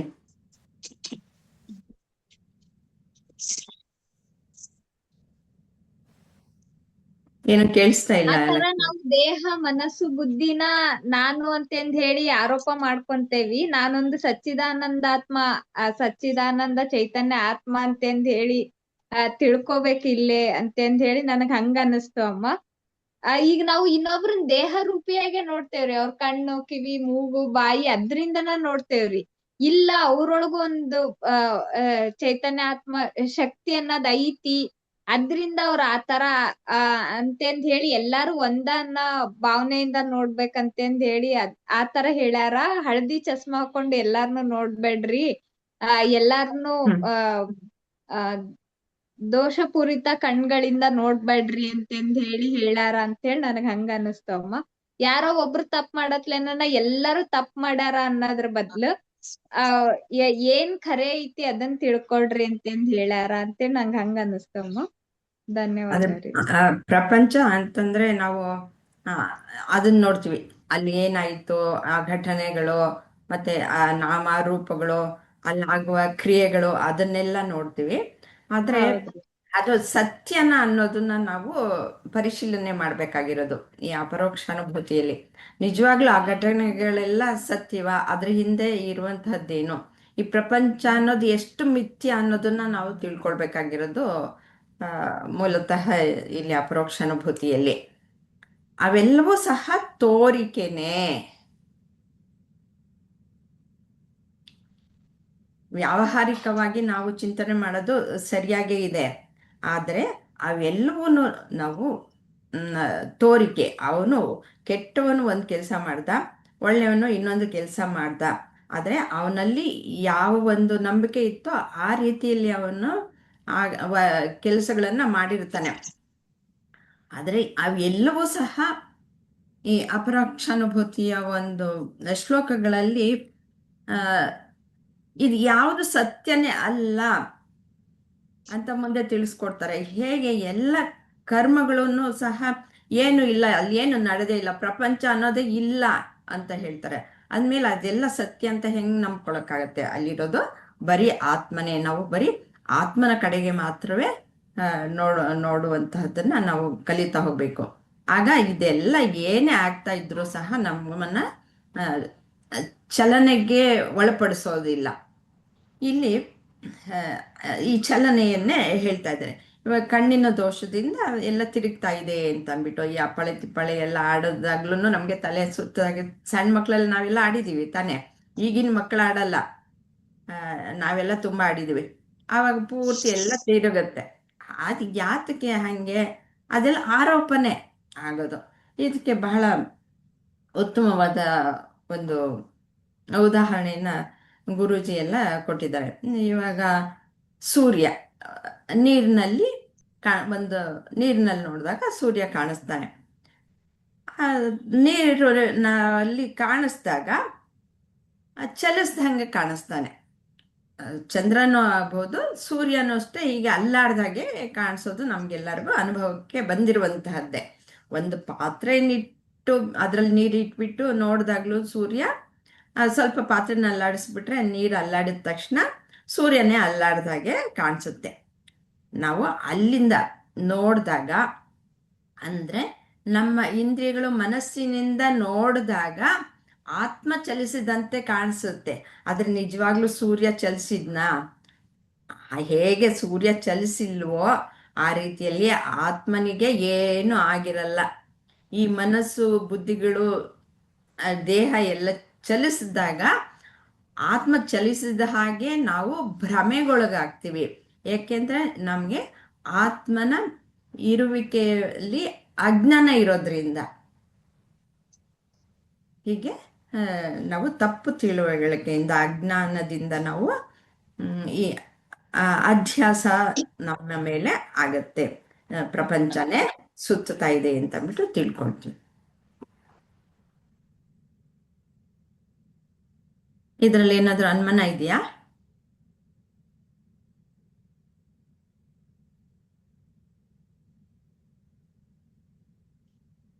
ಇವಾಗ ಮುಂದೆ ಹೇಳ್ತಾರೆ, ಈ ಆಕಾರಗಳು ಹೆಂಗೆ ನಮ್ಗೆ ಅಧ್ಯಾಸವನ್ನ ಉಂಟು ಮಾಡುತ್ತೆ ಅಂತ ಮುಂದಿನ ಶ್ಲೋಕಗಳಲ್ಲಿ. ಈ ಆಕಾರಗಳು ಅಲ್ಲಿ ಇರೋದೇ ಇಲ್ಲ ಏನು, ಆದ್ರೂ ಆಕಾರಗಳು ಕಂಡು ಬರುತ್ತೆ. ಏನಿಲ್ಲ, ಈ ಫ್ಯಾನ್ ನಾವು ದಿನ ನೋಡಿದ್ರೆ ಸಾಕು, ಅದು ಸಹ ಹಾಗೇನೆ. ಇದೇನು ಅನ್ನೋದನ್ನ ನೋಡೋಣ. ವೀಣಾ ಅವರಿಗೆ ಮುಂದಿನ ಶ್ಲೋಕ. ಅಲಾತಂ ಭ್ರಮಣೇನೈವ ವರ್ತುಲಂ ಭಾತಿ ಸೂರ್ಯವತ್ ತದ್ವದಾತ್ಮನಿ ದೇಹತ್ವಂ ಪಶ್ಯತ್ ಅಜ್ಞಾನ ಯೋಗತಃ. 79. ಬೆಂಕಿಯ ಕೊಳ್ಳಿಯನ್ನು ತಿರುಗಿಸಿದಾಗ ಅದು ಸೂರ್ಯನಂತೆ ದುಂಡಗೆ ಕಾಣಿಸಿಕೊಳ್ಳುತ್ತದೆ. ಅದೇ ರೀತಿ ಅಜ್ಞಾನದಿಂದಾಗಿ ಆತ್ಮವೇ ದೇಹವಾಗಿ ತೋರುತ್ತದೆ. ಹೇಳಿ ವೀಣಾ ಅವರೇ, ಅರ್ಥ ಹೀಗಿದೆ. ಬೆಂಕಿ ಕೊಳ್ಳಿ ಹಿಡ್ಕೊಂಡು ನಾವು ತಿರುಗಿಸಿದಾಗ ಏನು ಅದ್ರ ಉಂಡ ಕಾಣಿಸುತ್ತೆ. ಅದೇ ಸೂರ್ಯ ಮನೇಲಿ ಫ್ಯಾನ್ ಹಾಕಿದಾಗ ಅಷ್ಟೇ, ಫ್ಯಾನ್ಗೆ 3-4 ರೆಕ್ಕೆಗಳಿರುತ್ತೆ ಅಲ್ವಾ, ಅದು ಆನ್ ಮಾಡಿದಾಗ ಇದು ಅಷ್ಟು ರೆಕ್ಕೆಗಳು ಕಾಣಿಸೋದೇ ಇಲ್ಲ, ರೌಂಡಾಗಿ ಕಾಣಿಸುತ್ತೆ. ಅದೇ ರೀತಿಯಲ್ಲಿ ಇದು ಅಷ್ಟೇ. ಆದರೆ ಅದು ಆಫ್ ಮಾಡಿದಾಗ ನಮಗೆ ಗೊತ್ತಾಗುತ್ತೆ. ಇದು ಅಷ್ಟೇ, ಬೆಂಕಿ ಕೊಳ್ಳಿನೂ ಅಷ್ಟೇ, ತಿರುಗಿಸಿದಾಗ ನಮಗೆ ಸೂರ್ಯನ ಥರ ಕಾಣಿಸುತ್ತೆ. ಅದೇ ಬೆಂಕಿ ಕೊಳ್ಳಿನ ನಾವು ಫಾಸ್ಟ್ ಆಗಿ ತಿರುಗಿಸಿದ್ರೆ, ಈಗ ನಾವು ಇದು ಇದ್ರಲ್ಲೂ ಬರುತ್ತಲ್ಲ ಮೇಡಮ್, ಪಟಾಕಿನಲ್ಲೂ ಒಂದು ಸುರ್ಸುರ್ ಬತ್ತಿ ಅಂತ ಬತ್ತಿ, ಬರುತ್ತೆ. ಅದನ್ನ ನಾವು ಫಾಸ್ಟ್ ಆಗಿ ಹಚ್ಬಿಟ್ಟು ಈ ತರ ಮಾಡಿದ್ರೆ, ರೌಂಡ್ ತಿರುಗಿಸಿದ್ರೆ ಅದನ್ನು ಸುತ್ತ ಸೂರ್ಯನ ಕಿರಣದ ತರ ಸುತ್ತ ಬರುತ್ತೆ. ಆ ತರ ನಾವು ಆದ್ರೆ ಅದು ಸೂರ್ಯ ಅಲ್ಲ, ಆದ್ರೆ ಅದ್ರ ನಿಜ ಸ್ವರೂಪನೇ ಬೇರೆ. ಸೂರ್ಯ ಅಂತ ಅನ್ಕೋಬಾರ್ದು ಅದನ್ನ ಅಜ್ಞಾನದಿಂದ. ಅದೊಂದು ತಿರುಗೋದ್ರ ಮುಖಾಂತರ ವೃತ್ತಾಕಾರವಾಗಿ ಅದು ಕಾಣುತ್ತೆ. ಆದ್ರೆ ಅದು ನಮ್ಗೆ ಹೇಗೆ ಸೂರ್ಯ ವೃತ್ತಾಕಾರವಾಗಿ ಕಾಣುತ್ತೋ ಅದೇ ತರನೇ ಕಾಣಿಸುತ್ತೆ. ಬೆಂಕಿ ಕೊಳ್ಳಿ ಮತ್ತೆ ಇದು ಎರಡೂನು. ಆದ್ರೆ ಅದು ಸೂರ್ಯ ಅಲ್ಲ. ಆ ತರ ನಾವು ಭ್ರಮೆಗೊಳಗಾಗಿ ಅಜ್ಞಾನದಿಂದ ಅದೇನೆ ನಮ್ ದೇಹ ಅಂತ ಅನ್ಕೊಂಬಾರ್ದು. ನಮ್ ದೇಹನೇ ಬೇರೆ, ಆತ್ಮನೇ ಬೇರೆ. ಆ ದೇಹ ಮನಸ್ಸು ಬುದ್ಧಿ ನಾನಲ್ಲ, ಆತ್ಮನೇ ಬೇರೆ. ಅದ್ರದ್ದು ಉಪಮೇಯ ಇಷ್ಟುವರೆಗೂ ನಮ್ಗೆ ಕೊಡ್ತಾ ಬರ್ತಾ ಇದ್ದಾರೆ. ಆತ್ಮ ಬೇರೆ, ನಿರ್ಗುಣ, ನಿರಾಕಾರ ಅಂತ ಇಷ್ಟು ಇದ್ರಲ್ಲಿ ನೀರು, ಗುಳ್ಳೆ, ಒಡವೆ, ಆಮೇಲೆ ಒಡವೆಗಳು ಹುಡ್ಕೋದು, ಎಲ್ಲೋಯ್ತು ಅಂದಾಗ ಯಾರೋ ಹೇಳ್ತಾರೆ, ಇಲ್ಲ ಅದು ನಿನ್ನಲ್ಲೇ ಇದೆ, ನಿನ್ನ ಹತ್ರನೇ ಇದೆ ನೆಕ್ಲೆಸ್ ನೋಡು ಅನ್ನೋದು. ಆಮೇಲೆ ಈ ಮಡಕೆ, ಈ ತರ ಎಲ್ಲ ಕೊಡ್ತಾನೆ ಬಂದಿದ್ದಾರೆ ನಮ್ಗೆ. ಆತ್ಮದ್ದು ಪ್ರಬಲವಾಗಿ ನಮ್ಗೆ ಅದ್ರದ್ದು ಒಂದು ಚಿತ್ರಣ ಕೊಡೋದಿಕ್ಕೆ ಅದು ನಮ್ಮಲ್ಲಿ ಇದೆ ಅಂತ ವೈಜ್ಞಾನಿಕವಾಗಿ ಆ ತರ ಎಲ್ಲ ಸ್ಟೆಥೋಸ್ಕೋಪ್ ಇಟ್ಕೊಂಡು ನಾವು ಅದನ್ನ ಹುಡ್ಕಕ್ಕಾಗಲ್ಲ, ಅದನ್ನ ವೈಜ್ಞಾನಿಕವಾಗಿ ಕಂಡಿಡಿಯಕ್ಕಾಗಲ್ಲ. ಅದು ಈ ತರ ನಾವು ಉಪಮೇಯಗಳು ಎಲ್ಲ ಕೊಟ್ಕೊಂಡು, ಆಮೇಲೆ ಈ ತರ ಎಲ್ಲ ಓದಿನೇ ಒಳ್ಳೆ ಗುರುಗಳ ಮುಖಾಂತರ ನಾವು ತಿಳ್ಕೊಂಡೇನೆ ಆತ್ಮ ಅಂದ್ರೆ ಏನು ಅಂತ. ನಾವು ಇಷ್ಟು ದಿನ ನಾವು ಇವ್ರು ಹೇಳಿದಾಗೆ ನಾವು ಇಷ್ಟು ದಿನ ನಮ್ ದೇಹನೇ ಒಂದ್ ಆತ್ಮ. ಈಗ ನಮ್ಗೆ ಪಿಕ್ಚರ್ ಅಲ್ಲಿ ತೋರಿಸ್ತಾರೆ, ಒಂದು ಬೆಂಕಿ ತರ ಒಂದು ಕರ್ಪೂರದ್ದು ಇಷ್ಟು ಬರುತ್ತಲ್ಲ, ಆ ತರ ಈ ಮಂಗಳಾರತಿಗ್ ಬರುತ್ತಲ್ಲ, ಆ ತರದ್ದು ಒಂದು ದೇಹದಿಂದ ಇನ್ನೊಂದ್ ದೇಹಕ್ಕೆ ಹೋಗೋ ತರ ತೋರಿಸ್ತಾರೆ. ನಾವು ಆತ್ಮ ಅಂದ್ರೆ ಈ ತರ ಇರುತ್ತೆ, ಇದು ಅದೇ ಕರ್ಪೂರ ಹಚ್ಚಿದಾಗ ಬರುತ್ತಲ್ಲ, ಆ ತರ ಒಂದು ದೇಹದಿಂದ ಇನ್ನೊಂದ್ ದೇಹಕ್ಕೆ ಹೊಕ್ಕುತ್ತೆ ಅಂತ ಒಂದು ಫಿಲಂ ಇದೆ. ಆ ಭೋಜರಾಜಿಂಗೆ ಕನಕದಾಸರದು ಹೋಗುತ್ತೆ. ಆ ತರ ಕನಕದಾಸ್ ಅವ್ರದ್ದು ಭೋಜರಾಜಿಗೆ ಹೋಗೋದು, ಅದೆಲ್ಲ ನೋಡ್ಬಿಟ್ಟು ನಮ್ಗನ್ಸುತ್ತೆ, ಓ ಆತ್ಮ ಅಂದ್ರೆ ಈ ತರ ಇರುತ್ತೆ ಅಂತ ಒಂದು ಭ್ರಮೆಲೋ ಅಜ್ಞಾನದಿಂದನೋ ಇರ್ತೀವಿ. ಆಮೇಲೆ ಈ ತರ ಎಲ್ಲ ಸೀರೆದು ಉದಾಹರಣೆ ಕೊಟ್ಟಾಗ ನೂಲು ಕವಿರತ್ನ ಕಾಳಿದಾಸ, ಕವಿರತ್ನ ಕಾಳಿದಾಸನೇ, ಕಾಳಿದಾಸಂದೇನೆ ಭೋಜರಾಜಿಗೆ ಹೋಗೋದು. ಆ ತರ ಎಲ್ಲ ನಾವು ನೋಡಿರ್ತೀವಲ್ಲ, ಆ ತರ ಭ್ರಮೆಲಿ ಅಜ್ಞಾನದಿಂದ ಇರ್ತೀವಿ ನಾವು. ಆತ್ಮ ಅಂದ್ರೆ ಇದು, ಈ ಊರ ಆತ್ಮ ಅಲ್ಲಿ ಹೋಯ್ತು ಅಂತ ನಾವ್ ಅಷ್ಟೇ ತಿಳ್ಕೊಂಡಿರ್ತೀವಿ. ಆಮೇಲೆ ನಮ್ಗೆ ಇದೆಲ್ಲ ಒಳ್ಳೆ ಗುರುಗಳ ಸಮ್ಮುಖದಲ್ಲಿ ನಾವು ಈ ತರ ಎಲ್ಲ ಅಲೆ ಬೇರೆ, ಗುಳ್ಳೆ ಬೇರೆ, ನೀರು ಶಾಶ್ವತ, ಈ ತರ ಎಲ್ಲ ದೇಹ ನಾನಲ್ಲ, ಮನಸ್ಸು ನಾನಲ್ಲ,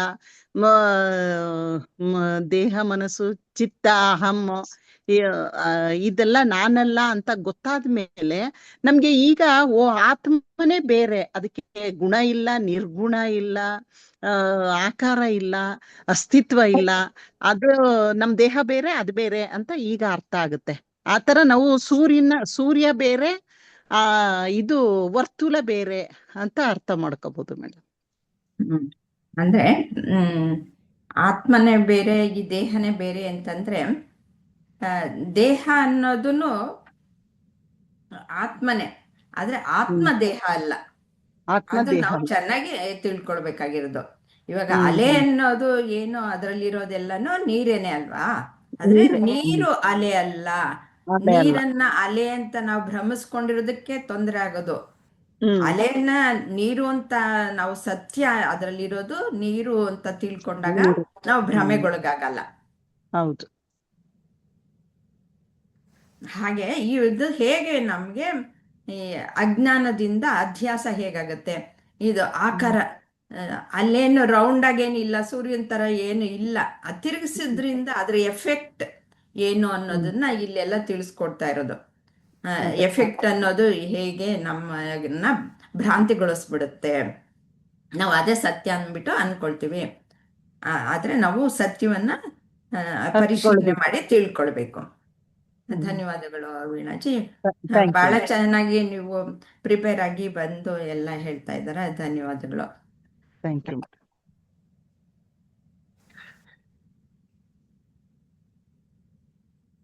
ಮತ್ತೆ ವಿಜಯಲಕ್ಷ್ಮಿ ಅವರು.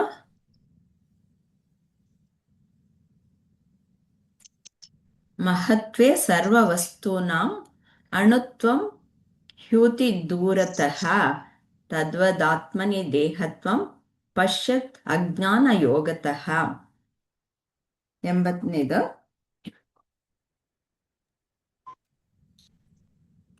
ಹ್ಞೂನ್ರಿ. ಇದು ಇದ್ರ ನಿಜವಾಗ್ಲೂ ಇದು ದೊಡ್ಡದಾದ ಅರ್ಥ ಪೂರ್ತಿ ಓದ್ಬಿಡ್ತೀನಿ. ಎಲ್ಲ ದೊಡ್ಡ ವಸ್ತುಗಳು ಇದೆ ಎಫೆಕ್ಟ್, ಇದು ದೂರ ಹತ್ತಿರದ ಎಫೆಕ್ಟ್ ಏನಿರುತ್ತೆ ಅನ್ನೋದು. ಎಲ್ಲ ದೊಡ್ಡ ವಸ್ತುಗಳು ದೂರದ ಕಾರಣದಿಂದ ಚಿಕ್ಕದಾಗಿರುವಂತೆ ತೋರುತ್ತಾ ಇದ್ದಾವೆ. ಅದೇ ರೀತಿ ಅಜ್ಞಾನದಿಂದಾಗಿ ಆತ್ಮನೇ ದೇಹವಾಗಿ ತೋರುತ್ತಾನೆ. ಹೇಳಿ ಹೇಳಿ ವಿಜಯಲಕ್ಷ್ಮಿ. ಈಗ ದೂರದ ಬೆಟ್ಟ ಕಣ್ಣಿಗೆ ನುಣ್ಣಿ ಅಂತ ಹೇಳ್ತೇವೆ, ಚಿಕ್ಕದಾಗಿ ಕಾಣಿಸ್ತೈತಿ. ದೂರದಿಂದ ನಾವು ನೋಡಿದಾಗ ಯಾವ ಬೆಟ್ಟ ಆಗ್ಲಿ ಪರ್ವತ ಆಗ್ಲಿ, ನಾವ್ ಇಲ್ಲಿ ಕುತ್ಕೊಂಡ್ ಟಿವಿ ನೋಡ್ತಾ ಇದ್ದಾಗ್ಲೂ ಸಹಿತ ಆ ಟಿವಿ ಒಳಗೆ ಏನಾದ್ರು ಪರ್ವತಗಳನ್ನ ತೋರಿಸ್ತಾ ಇದ್ರೆ ಎಷ್ಟ್ ಚಿಕ್ಕದಾಗಿದಾವೆ ಅಂತ ನಾವ್ ಅನ್ಕೊಂಡ್ರು, ಅಲ್ಲಿ ನಾವ್ ಹತ್ರ ಹೋಗಿ ನೋಡ್ದಾಗ ಇದು ಹೆಂಗಪ್ಪ ಹತ್ಬೇಕು, ಹೆಂಗ್ ಮೇಲೆ ಹೋಗ್ಬೇಕು, ಈ ಪರ್ವತಾರೋಹಿಗಳೆಲ್ಲ ಹೋಗ್ತಿರ್ತಾರ ಮೇಲೆ, ಅದ್ ಹೆಂಗ್ ಹೋಗ್ತಾರೆ ಮೊನ್ನೆ ಒಂದ್ ತೋರ್ಸಿದ್ರು. ಆ ಪರ್ವತದ ಮೇಲೆ ಹತ್ತಿ ಹೋಗೋದನ್ನ ಅದನ್ನ ನೋಡ್ಬಿಟ್ಟು ಇಷ್ಟೊಂದು ಎತ್ತರನಾ ಇದು ಅಂತಂತೇವಿ. ಅದನ್ನೇ ನಾವ್ ಇಲ್ಲಿ ದೂರ ಕೂತ್ಕೊಂಡು ಏನಂತೇವಿ, ಇಷ್ಟ್ ಚಿಕ್ಕದಾಗೈತಿ ಯಾರಾದ್ರೂ ನೋಡ್ಬಹುದು ಅಂತ ಹೇಳಿ ನಾವು ಹೇಳ್ಬೋದಮ್ಮ.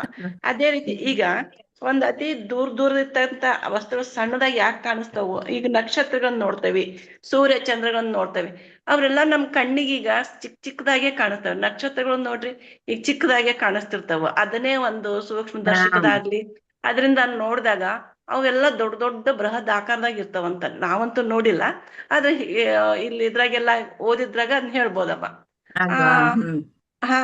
ಆ ನಕ್ಷತ್ರಗಳು ಸಹಿತ ದೊಡ್ಡ ಗಾತ್ರದಲ್ಲಿ ಇರ್ತಾವ. ಅದು ನಮ್ ಕಣ್ಣಿಗೆ ಇಷ್ಟಿಷ್ಟೇ ಒಂದು ದುಂಡಿಗೆ ಎಷ್ಟ್ ಚಂದ ಹೊಳಿತಾ ಇರ್ತಾವ.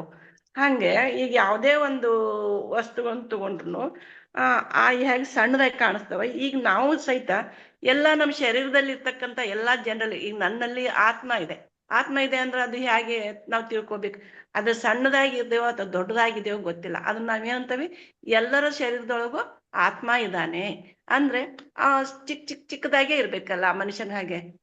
ಇದು ನಾವು ಈಗ ಆತ್ಮ ಸರ್ವವ್ಯಾಪಿ ಅಂತ ಹೇಳ್ತೇವೆ ಅಲ್ವಾ. ಅದೇ ರೀತಿ ಆ ಸರ್ವವ್ಯಾಪಿ ಆದಾಗ ನನ್ನಲ್ಲಿರೋ ಆತ್ಮ ಅಲ್ಪ ಆಗಿದ್ದಾಗ ಇದು ಹೇಗೆ ಒಂದು ಪರಿಮಿತಿ, ನನ್ನಲ್ಲಿ ಇದ್ದಾನೆ ಅಂದ್ರೆ ಆತ್ಮ ಅದು ಪರಿಮಿತಿ ಆಗ್ತೈತಿ. ಈಗ ಎಲ್ಲರಲ್ಲೂ ಇದನ್ನ ಇಡೀ ವಿಶ್ವದಲ್ಲೇ ಇದ್ದಾನೆ, ಅವನೇ ವಿಶ್ವ, ಅದೇ ಆತ್ಮ ಸರ್ವವ್ಯಾಪಿ ಅಂದಾಗ ದೊಡ್ಡದಾಗಿ ಕಾಣಿಸ್ತೈತಿ ಅಂತ ಈ ಒಂದು ಹೋಲಿಕೆ ಮಾಡಿದಾರಮ್ಮ. ಮನುಷ್ಯನಲ್ಲಿ ಇರ್ತಕ್ಕಂಥ ಆತ್ಮಕ್ಕೂ ಮತ್ತೆ ಈ ಅವಕಾಶದಲ್ಲಿ ಇರ್ತಕ್ಕಂಥ ಆತ್ಮ ಅಂದ್ರೆ ಸರ್ವವ್ಯಾಪಿ ಆದಂತ ಆತ್ಮನಿಗೆ ಇದನ್ನ ಒಂದು ಚಿಕ್ಕದು ದೊಡ್ಡದು ಹಾಗೆ ಇದನ್ನ ವಿಂಗಡಣೆ ಮಾಡಿ ಕೊಟ್ಟಿದ್ದಾರೆ ಅಂತ ಹೇಳ್ಬೋದಮ್ಮ. ಅದೇ ರೀತಿ ಈಗ ನನ್ನಲ್ಲಿ ಆತ್ಮ ಇದೆ, ಈಗ ಅದು ಪರಿಮಿತಿ ಆಗ್ತೈತಿ. ಈಗ ನಮ್ಮಲ್ಲಿ ಇರ್ತಕ್ಕಂಥ ಆತ್ಮ ಅದು ಮನುಷ್ಯನಲ್ಲಿ ಪರಿಮಿತಿ ಹೊಂದಿದಾಗ ಅದನ್ನ ಎದಕ್ಕೆ ಅಪವಾದ ಹಾಕ್ತಾನೋ, ಅದು ಒಂದು ಈ ನಕ್ಷತ್ರ ಕಂಡಾಗ ಅದನ್ನ ಹೇಗೆ ನಾವು ಈ ದೇಶ ಕಾಲ ಅಂತ ಒಂದು ಪರಿಮಿತಿ ಕೊಟ್ಟು ಅದನ್ನೊಂದು ಏನ ಒಂದು ಸಣ್ಣದಾಗಿ ನಮಗೇನ್ ಕಾಣಿಸ್ತೈತಲ್ಲಮ್ಮ ಅದು ಅದನ್ನೇ ನಾವೊಂದು ಅದನ್ನೇ ನಾವು ದೂರದಿಂದ ನೋಡ್ದಾಗ ಕಾಣಿಸ್ತೈತಿ. ಅದನ್ನೇ ದೂರದಿಂದ ನಾವು ನೋಡಿದ್ವಿ ಅಂದ್ರೆ ಚಿಕ್ಕದಾಗಿ ಕಾಣಿಸ್ತೈತಿ. ಅದೇ ರೀತಿ ಈಗ ಆತ್ಮ ಕೂಡ ಸಹ ದೇಹ ಅನ್ನುವ ನಮಗೆ ಈ ಕಲ್ಪನೆ ಬಂದಾಗ ಅದು ಚಿಕ್ಕದಾಗಿರ್ತೈತಿ. ಆತ್ಮ ದೇಹ ಇದನ್ನ ಮಾತ್ರ ನಾವ್ ಎದಕ್ ಉಪಯೋಗಿಸ್ತೇವೆ, ವ್ಯವಹಾರಕ್ಕಾಗಿ. ಈ ಆತ್ಮವನ್ನ ಈ ಶರೀರದಲ್ಲಿ ನಾವು ಇದೆ ಅಂದ್ರೆ ನಮ್ಗೆ ಎಲ್ಲಾ ಕಡೆ ನಮ್ಗೆ ವ್ಯವಹಾರಕ್ಕೆ ಬೇಕೇ ಬೇಕು. ಹ್ಮ್ ಅದೇ ರೀತಿ ನನ್ನಲ್ಲಿ ಆತ್ಮ ಅನ್ನೋ ಒಂದು ಅರಿವು ಇರ್ಬೇಕು ಅಂತ ಹೇಳಿ, ಅದೇ ನಾನು ಬ್ರಹ್ಮ ಚೈತನ್ಯ ಸ್ವರೂಪಿ ಅಂತ. ಹ್ಮ್ ಸರಿ, ಧನ್ಯವಾದಗಳು ವಿಜಯಲಕ್ಷ್ಮಿ ಅವರೇ. ಹಾಗೆ ನಾವು ನೋಡುವ ಇದರಲ್ಲಿ ಹೇಗೆ ನೋಡ್ತೀವಿ ಅನ್ನೋದ್ರ ಮೇಲೆ ಅದು ಅವಲಂಬಿತವಾಗಿದೆ ಅಂತ. ನಾವು ದೇಹವನ್ನೇ ನಾವು ಆತ್ಮ ಅನ್ಕೊಂಡ್ಬಿಡ್ತೀವಿ. ಅದಕ್ಕೆ ನಮಗೆ ಈ ರೀತಿಯಲ್ಲಿ ವ್ಯತ್ಯಾಸಗಳು ಕಾಣಿಸ್ತಾ ಇದೆ. ನೀವು ಸೂಕ್ಷ್ಮದರ್ಶಕ ಅಂದರೆ ಮೈಕ್ರೋಸ್ಕೋಪ್ ಅಂಥದ್ದೆಲ್ಲ ನೋಡಿದರೆ ಈ ಸೆಲ್ಸ್ ಎಲ್ಲ ನೋಡಬೇಕು ನೀವು, ಎಷ್ಟು ಚೆನ್ನಾಗಿರುತ್ತೆ ಅಂತಂದರೆ ಈ ಸೃಷ್ಟಿ ನಿಜವಾಗ್ಲೂ ಎಷ್ಟು ಅದ್ಭುತ ಅಂತ ಅಂದ್ಬಿಟ್ಟು ಅನಿಸುತ್ತೆ. ಹೌದಮ್ಮ. ಅದೆಲ್ಲವೂ ನಮ್ಮ ಕಣ್ಣುಗಳನ್ನು ಸಹ ಆ ರೀತಿಯಲ್ಲಿ ರಚಿಸಲ್ಪಟ್ಟಿರೋದ್ರಿಂದ ನಾವು ಅದನ್ನೆಲ್ಲ ನೋಡಿ ನಾವು ಸಂತೋಷ ಪಡ್ತೀವಿ. ನಮ್ಮ ಕಣ್ಣು ಹೇಗೆ ತೋರಿಸುತ್ತೋ ಆ ರೀತಿಯಲ್ಲಿ ನಾವು ಅನುಭವಿಸ್ತೀವಿ. ಆದರೆ ಅದ್ರ ಹಿಂದೆ ಎಲ್ಲ ಇರೋದು ಏನು? ಆತ್ಮನೇ. ಚೆನ್ನಾಗಿ ಕಾಣಿಸ್ಲಿ, ಚೆನ್ನಾಗಿ ಕಾಣಿಸ್ದೇ ಇರೋದಿರ್ಲಿ, ದೂರ ಕಾಣಿಸ್ಲಿ, ದೂರ ಹತ್ರ ಕಾಣಿಸ್ಲಿ, ಅದೆಲ್ಲ ನೋಡುವ ದೃಷ್ಟಿ ಅಷ್ಟೆ. ಆದ್ರೆ ಅಲ್ಲಿರುವುದು ಬರೀ ಆತ್ಮನೇ. ಅದು ದೂರನೂ ಇಲ್ಲ, ಹತ್ರನೂ ಇಲ್ಲ, ನಾವು ನೋಡುವ ದೃಷ್ಟಿ ಅಷ್ಟೇ ಅನ್ನೋದನ್ನು ತಿಳ್ಕೊಳ್ಬೇಕಾಗಿರುವಂತಹದ್ದು ಅಲ್ವಾ? ಹೌದು. ಇಂದ್ರಮ್ಮ ಅವರು ನೆಕ್ಸ್ಟ್. ಸೂಕ್ಷ್ಮತ್ವೇ ಸರ್ವ ವಸ್ತೂನಾಂ ಸ್ಥೂಲತ್ವಂ ಚೋಪನೇತ್ರತಃ ತದ್ವದಾತ್ಮನಿ ದೇಹತ್ವಂ ಪಶ್ಯತ್ ಅಜ್ಞಾನ ಯೋಗತಃ.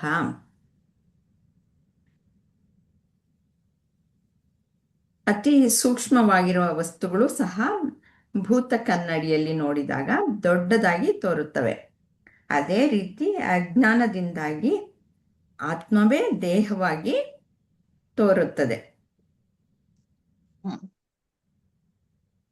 ಇದನ್ನು ಅಂದ್ರೆ ಸೈಂಟಿಫಿಕ್ ಆಗಿ ನಾವು ನೋಡಿದ್ರೆ ಈ ಬೈನಾಕ್ಯುಲರ್ ಇಂದ ನಾವು ನೋಡ್ತೇವೆ ಅನೇಕ ದೂರದ ವಸ್ತುಗಳನ್ನ, ಅದು ದೊಡ್ಡದಾಗೆ ಕಾಣಿಸುತ್ತೆ. ಇನ್ನ ಮೈಕ್ರೋಸ್ಕೋಪ್ ಅದನ್ನ ತೆಗೆದುಕೊಂಡ್ರೆ ಇನ್ನೂ ಸೂಕ್ಷ್ಮ ಕಾಣಿಸುತ್ತೆ. ಇನ್ನ ಎಲೆಕ್ಟ್ರಾನಿಕ್ ಇದರಿಂದ ನೋಡಿದಾಗ ಆಟಮ್ನು ಕೂಡ, ಅಂದ್ರೆ ಇದು ಆಟಮ್ನ ಶಕ್ತಿ ಎಷ್ಟಿರ್ತದೆ ಅಂದ್ರೆ, ಒಂದು ಕುದುರೆಯ ಬಾಲದ ಒಂದು ಕೂದಲ ಎಳೆಯ ತುದಿಯನ್ನ 1000 ಭಾಗ ಮಾಡಿದಾಗ ಎಷ್ಟಿರುತ್ತೋ ಅಷ್ಟಿರುತ್ತಂತೆ ಮೇಡಮ್. ಅದು ಅದ್ರಲ್ಲಿ ಅಷ್ಟು ನಾವು ಯಾವುದೇ ದೇಶದಲ್ಲಿ ಅಥವಾ ಎಲ್ಲೋ ಕುತ್ಕೊಂಡು ಆ ಶಕ್ತಿ ನಾವು ಉಪಯೋಗಿಸ್ಬೋದು. ಇಡೀ ಪ್ರಪಂಚನೇ ಅಥವಾ ಇಡೀ ಇದನ್ನೇ ಸುಟ್ಟಾಕುವಂತಹ ಶಕ್ತಿ ಅದಕ್ಕೆ ಇರುತ್ತೆ ಅಂತ ಕೇಳ್ತೀವಿ. ಅದೇ ತರ ನಾವು ಎಲ್ಲಾ ಇದರಿಂದ ನೋಡಿದಾಗ ಆತ್ಮನು ಕೂಡ ಬಹಳ ಶಕ್ತಿನ ಹೊಂದಿರಬಹುದಾಗಿ ಕಾಣಿಸ್ತದೆ ನನ್ಗೆ. ಚಿಕ್ಕದಾಗಿದ್ದು ಎಲ್ಲಾ ವಸ್ತುಗಳು ದೊಡ್ಡದಾಗಿ ಕಾಣ್ತದೆ, ಹೌದು.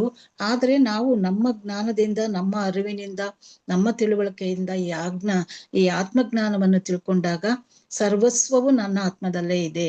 ಎಲ್ಲರ ಆತ್ಮನು ಕೂಡ ಒಬ್ಬನೇ ಎಲ್ಲರ ಆತ್ಮದಲ್ಲಿ ಇರುವುದು ಕೂಡ ಪರಮಾತ್ಮ ಒಬ್ಬನೇ. ಎಲ್ಲ ಸಚ್ಚಿದಾನಂದ ಸ್ವರೂಪಿ ಶಿವರೂಪ ಶಿವನೇ ಇರೋದು ಎಲ್ಲರಲ್ಲಿ ಅಂತ ನಾವು ಹೋಲಿಕೆ ಮಾಡ್ಬೋದು. ಅದೇ ತರ ಈ ಮಸೂರುಗಳ ಮೂಲಕ ನಾವು ನೋಡ್ಬೇಕಾಗತ್ತೆ. ಅಂದ್ರೆ ನಮ್ಮೆಲ್ಲ ಜ್ಞಾನೇಂದ್ರಿಯಗಳನ್ನ ಒಂದು ಕಡೆ ಸೇರಿಸಿ ಅದನ್ನ ನೋಡ್ಬೇಕಾಗತ್ತೆ.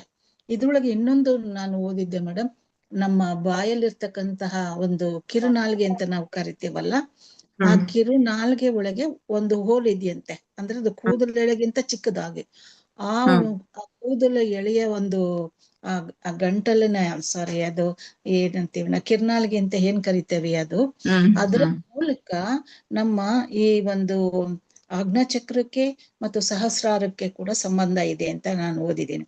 ಅಂದ್ರೆ ಈ ಚಕ್ರಗಳ ಮೂಲಕ ಪ್ರಾಣ ಅಕಸ್ಮಾತ್ ಆಗಿ ಆ, ಒಂದು ದೇಹವನ್ನ ಬಿಡ್ತಕ್ಕಂತ ವ್ಯಕ್ತಿ ಅಥವಾ ತನ್ನ ಉಸಿರನ್ನ ಬಿಡ್ತಕ್ಕಂತ ವ್ಯಕ್ತಿ ಆ ಒಂದು ಇದ್ರಲ್ಲಿ ಆ ಕ್ರಮದಲ್ಲಿ ಕುತ್ಕೊಂಡಾಗ ಮೂಲಾಧಾರದಿಂದ ಆ ಚಕ್ರವನ್ನ ಇದನ್ನ ತಗೊಂಡು ತನ್ನ ಪ್ರಾಣವನ್ನ ತೆಗೆದುಕೊಂಡು ಅದ್ರ ಮೂಲಕ ಅವನು ಹೊರಹೊಮ್ಬೋದು ಅಂತ ಒಂದ್ ಕಡೆ ನಾನು ಓದಿದ್ ನೆನಪು.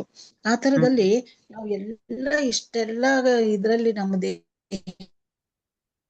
ಎಷ್ಟು ಬ್ರಹ್ಮಾಂಡ ಎಲ್ಲಾರು ಕೂಡ ಇಷ್ಟ ಆತ್ಮ ಆಗೋದಿಲ್ಲ. ಆಗ ಆತ್ಮ ಒಂದೇ, ಅದೆಲ್ಲ ಕೂಡ ನಾವೆಲ್ಲರೂ ಕೂಡ ಪರಮಾತ್ಮನಲ್ಲೇ ಇದ್ದೀವಿ. ನಮ್ದೆಲ್ಲ ಏನು ಅಂತೇವೆ ಅಂದ್ರೆ ನಶ್ವರವಾದಂತಹ ಇವಿದೆಲ್ಕೊಂಡು ನಮ್ಮಲ್ಲೇ ಇರ್ತಕ್ಕಂಥ ಆತ್ಮರಲ್ಲೂ ಆತ್ಮ ಇರೋದು ಒಂದೇ ಅಂತಕ್ಕಂಥ ಭಾವನೆನ ನಾವು ತೆಗೆದುಕೋಬೇಕಾಗ್ತದೆ. ಅಂದ್ರೆ ಎಲ್ಲ ಈ ಮಸೂರುಗಳ ಮೂಲಕ ನೋಡಿದಾಗ ಅಂದ್ರೆ ನಮ್ಮ ಜ್ಞಾನೇಂದ್ರಿಯಗಳ ಮೂಲಕ ಅದನ್ನ ನಾವು ಪಡ್ಕೊಂಡಾಗ ಅದನ್ನ ತಿಳ್ಕೊಂಡಾಗ ಆತ್ಮ ಒಂದೇ, ಪರಮಾತ್ಮ ಒಬ್ಬನೇ ಇರೋದು, ಸಚ್ಚಿದಾನಂದ ಸ್ವರೂಪಿ ಒಬ್ಬನೇ ಇರೋದು. ಇನ್ನೆಲ್ಲ ವಸ್ತುಗಳು ಕೂಡ ಅವು ನಮ್ಗೆ ದೊಡ್ಡದಾಗಿ ಕಾಣಬಹುದು. ಪ್ರಕೃತಿಯೊಳಗೆ ಹಿಮಾಲಯ ಪರ್ವತ ಆಗಿರ್ಬೋದು, ವಿಂಧ್ಯ ಪರ್ವತ ಆಗಿರ್ಬಹುದು, ಅಥವಾ ಅವನು ಬ್ರಹ್ಮಾನಂದ ಪಡೆದಿರ್ತಕ್ಕಂತಹ ವ್ಯಕ್ತಿ ಆಗಿರ್ಬೋದು, ಆಮೇಲೆ ಪ್ರಾಪಂಚಿಕ ಪಂಚಭೂತಗಳಿಗೆ ಯಾವ್ದಿರ್ಬಹುದು, ಯಾವುದೇ ಮಹಾನ್ ವ್ಯಕ್ತಿ ಆಗಿರ್ಬೋದು, ಅದ್ರಲ್ಲಿ ಎಲ್ಲರಲ್ಲಿ ಇರ್ತಕ್ಕಂತಹ ಆತ್ಮ ಒಂದೇ ಅನ್ಬೇಕಾದಾರ ನಾವು ನಮ್ಮ ಜ್ಞಾನೇಂದ್ರಿಯದನ್ನ ಒಂದು ಕ್ರೋಢೀಕರಿಸಿ ಅದನ್ನ ಸೂಕ್ಷ್ಮವಾಗಿ ಪರಿಶೀಲಿಸಿದಾಗ ನಮ್ಗೆ ಅದು ಸಿಗ್ಬೋದು, ಅರಿವು ಅಥವಾ ಜ್ಞಾನ. ಎಲ್ಲರೂ ಆತ್ಮ ಒಬ್ಬನೇ, ದೇವರೊಬ್ಬನೇ ಇರೋದು ಅಂತ ನಾವು ನಂಬಬಹುದು ಮೇಡಮ್. ಈ ತರ ಅರ್ಥೈಸ್ಕೊಂಡಿದ್ದೀನಿ ನಾನು. ಅದೇ ದೇವರೊಬ್ಬನೇ, ಅದು ಅರಿವು ಅಂದ್ರೆ ಇವಾಗೆಲ್ಲ ಪ್ರಪಂಚ ಎಲ್ಲ ಏನು ಆತ್ಮ ಒಂದೇ ಅಲ್ವಾ? ಆತ್ಮ ಒಂದೇ, ಆತ್ಮನೇ ಪರಮಾತ್ಮನೇ ಪರಬ್ರಹ್ಮ. ಹೇಗೆ ಅಂತಂದ್ರೆ ಇವಾಗೆಲ್ಲ ಪ್ರಪಂಚವನ್ನ ನಾವು ನೋಡ್ತೀವಿ. ಆ ಪ್ರಪಂಚವನ್ನ ನೋಡಿದಾಗ ಅದು ಎಲ್ಲಿ ನಮ್ಗೆ ಕಾಣಿಸುತ್ತೆ, ಇಲ್ಲಿ ವಿವಿಧ ರೀತಿಯಲ್ಲಿ ಹೇಳಿದ್ರು. ಒಂದು ಸೂಕ್ಷ್ಮದರ್ಶಕದಲ್ಲಿ ನೋಡಿದ್ರೆ ಹಾಗಿರುತ್ತೆ, ಅಥವಾ ದೂರದ ವಸ್ತುಗಳು ಹತ್ತಿರ ಕಾಣಿಸೋದು, ಹತ್ತಿರದ ವಸ್ತುಗಳು ದೂರಕ್ಕೆ ಕಾಣಿಸೋದು, ಇದೆಲ್ಲ ಎಫೆಕ್ಟ್ ಅದೆಲ್ಲಾನು ಹೇಳಿದ್ರು. ಹಾಗೆ ಎಲ್ಲ ಕಂಡು ಬರ್ತಾ ಇದೆ ಅಲ್ವಾ? ಅದು ಯಾವ್ದೇ ಆಗಿರ್ಲಿ, ಆದ್ರೆ ನಾವು ತಿಳ್ಕೊಳ್ಬೇಕಾಗಿರೋದು ಏನು, ಈ ಪ್ರಪಂಚ ಅನ್ನೋದು ಎಲ್ಲಿ ಕಾಣಿಸ್ತಾ ಇದೆ? ನನ್ನ ಪ್ರಪಂಚ ಎಲ್ಲ ಭೂತಾಕಾಶ ಅನ್ನೋದು ನನ್ನ ಚಿತ್ತಾಕಾಶದಲ್ಲಿ ಕಾಣಿಸ್ತಾ ಇದೆ ಅಲ್ವಾ? ನನ್ನ ಚಿತ್ತದಲ್ಲಿ ಅದು ಚಿತ್ರಣವಾಗಿ ಅಲ್ಲಿ ಚಿತ್ತದಲ್ಲಿ ಕಾಣಿಸ್ತಾ ಇದೆ. ಅಂದ್ರೆ ಇದಕ್ಕಿಂತ ಪ್ರಬಲವಾಗಿರೋದು, ದೊಡ್ಡದಾಗಿರುವಂತಹದ್ದು ನನ್ನ ಚಿತ್ತಾಕಾಶ. ಆ ಚಿತ್ತಾಕಾಶ ಅನ್ನೋದು ಎಲ್ಲಿದೆ? ಚಿದಾಕಾಶದಲ್ಲಿದೆ. ಆ ಚಿದಾಕಾಶ ಅನ್ನೋದು ಎಲ್ಲಿದೆ? ನನ್ನ ಅರಿವು. ಅದು ಪರಬ್ರಹ್ಮ ವಸ್ತು ಅನ್ನೋದನ್ನ, ಆ ಸತ್ಯವನ್ನ ನಾವು ತಿಳ್ಕೊಳ್ಬೇಕು. ಇದು ಎಲ್ಲವೂ ಸಹ ಬರೀ ತೋರಿಕೆ. ಈ ಜಗತ್ತು ಅನ್ನೋದು ತೋರಿಕೆ. ಆ ತೋರಿಕೆಗಳೆಲ್ಲ ಎಲ್ಲಿ ಕಂಡು ಬರ್ತಾ ಇದೆ? ಚಿದಾಕಾಶದಲ್ಲಿ ಕಂಡು ಬರ್ತಾ ಇದೆ ಅನ್ನೋದು ಸತ್ಯನ ನಾವು ತಿಳ್ಕೊಳ್ಬೇಕಾಗಿರೋದು ಈ ಅಪರೋಕ್ಷ ಅನುಭೂತಿಯಲ್ಲಿ.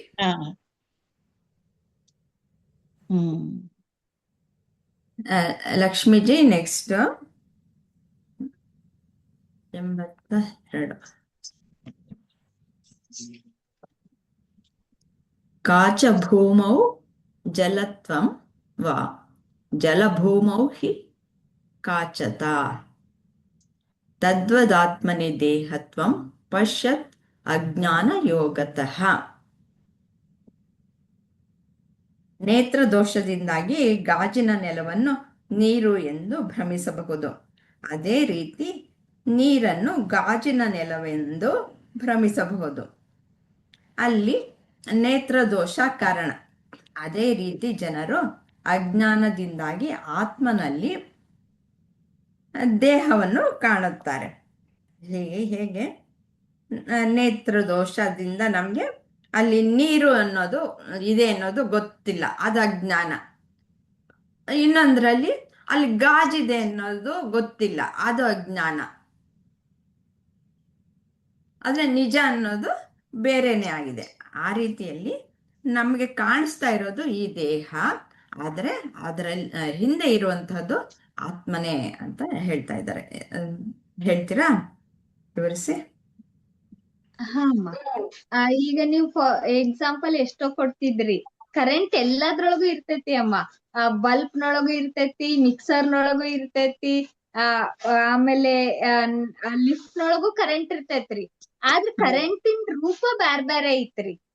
ಆ ತರ ಇಲ್ಲೇ ಗಾಜಿನ ಮೇಲೆ ನಾವ್ ಕಾಲಿಟ್ಟಾಗ ಕೆಳಗಡೆ ನೀರ್ ಇರ್ತೈತ್ರಿ. ಗಾಜಿನ ಮೇಲೆ ಕಾಲಿಟ್ಟಾಗ ಹೆಂಗ ನಮಗ ಒಂಥರ ಏನೋ ನೀರಿನ ಮೇಲೆ ಕಾಲಿಟ್ಟೇನೇನೋ ಅನ್ನೋದಾಗ್ಲಿ, ಅಥವಾ ನೀರ್ನೊಳಗ್ ನಾವ್ ಹೆಂಗ್ ತಪ್ಪಾಗಿ ಭಾವಿಸ್ತೇವಲ್ರಿ, ಆ ತರ ಈಗ ನಾವು ಈಗ ಎಷ್ಟೋ ಕಡೆಗ್ ನೋಡ್ತೇವ್ರಿ ನಾವು, ಮೇಲ್ಗಡೆ ಹಿಂಗ್ ಸೀನ್ರಿ ತರ ಇರ್ತೈತಿ, ಮೇಲ್ಗಡೆ ಗಾಜ್ ಇರ್ತೈತ್ರಿ, ಕೆಳಗಡೆ ಒಂದ್ ಸೀನ್ರಿ ತನ ಇರ್ತೈತಿ ಅಮ್ಮ. ನಾವ್ ಎಷ್ಟೋ ಎಲ್ಲಾ ಕಡೆಗೂ ಟಿವಿ ಒಳಗ ಅಥವಾ ಬೇರೆ ಬೇರೆ ಕಡೆಗೆ ಫಾರಿನ್ ಟ್ರಿಪ್ಪಿಗೆಲ್ಲಾ ಹೋದಲ್ಲಿ ಅವ್ರ ವಿಡಿಯೋ ನೋಡ್ತೇವ್ರಿ. ಕೆಳಗಡೆ ಗ್ರೀನ್ ಗ್ರಾಸ್ ಅದೆಲ್ಲಾ ಒಂಥರ ನೇಚರ್ ಇರ್ತೈತಿ ಅಮ್ಮ. ಮೇಲ್ಗಡೆ ಒಂದ್ ಲೇಯರ್ ಗ್ಲಾಸ್ ಇರ್ತೈತ್ರಿ. ಅದ್ರ ಮ್ಯಾಲ್ ಕಾಲಿಟ್ಟಾಗ ನಾವ್ ಎಲ್ ಮ್ಯಾಗಿಂದ ಕೆಳಗ್ ಬೀಳ್ತೇವೋ ಆ ತರ ನಮ್ಗ ಒಂಥರ ಹೆದರಿಕೆ ಅನಸ್ತೈತಿ ಅಮ್ಮ. ಅಲ್ಲಿ ಗ್ಲಾಸ್ ಐತಿ ಅಂತ ಹೇಳಿ ನಮ್ಗ ಅನ್ಸಂಗೆ ಇಲ್ರಿ.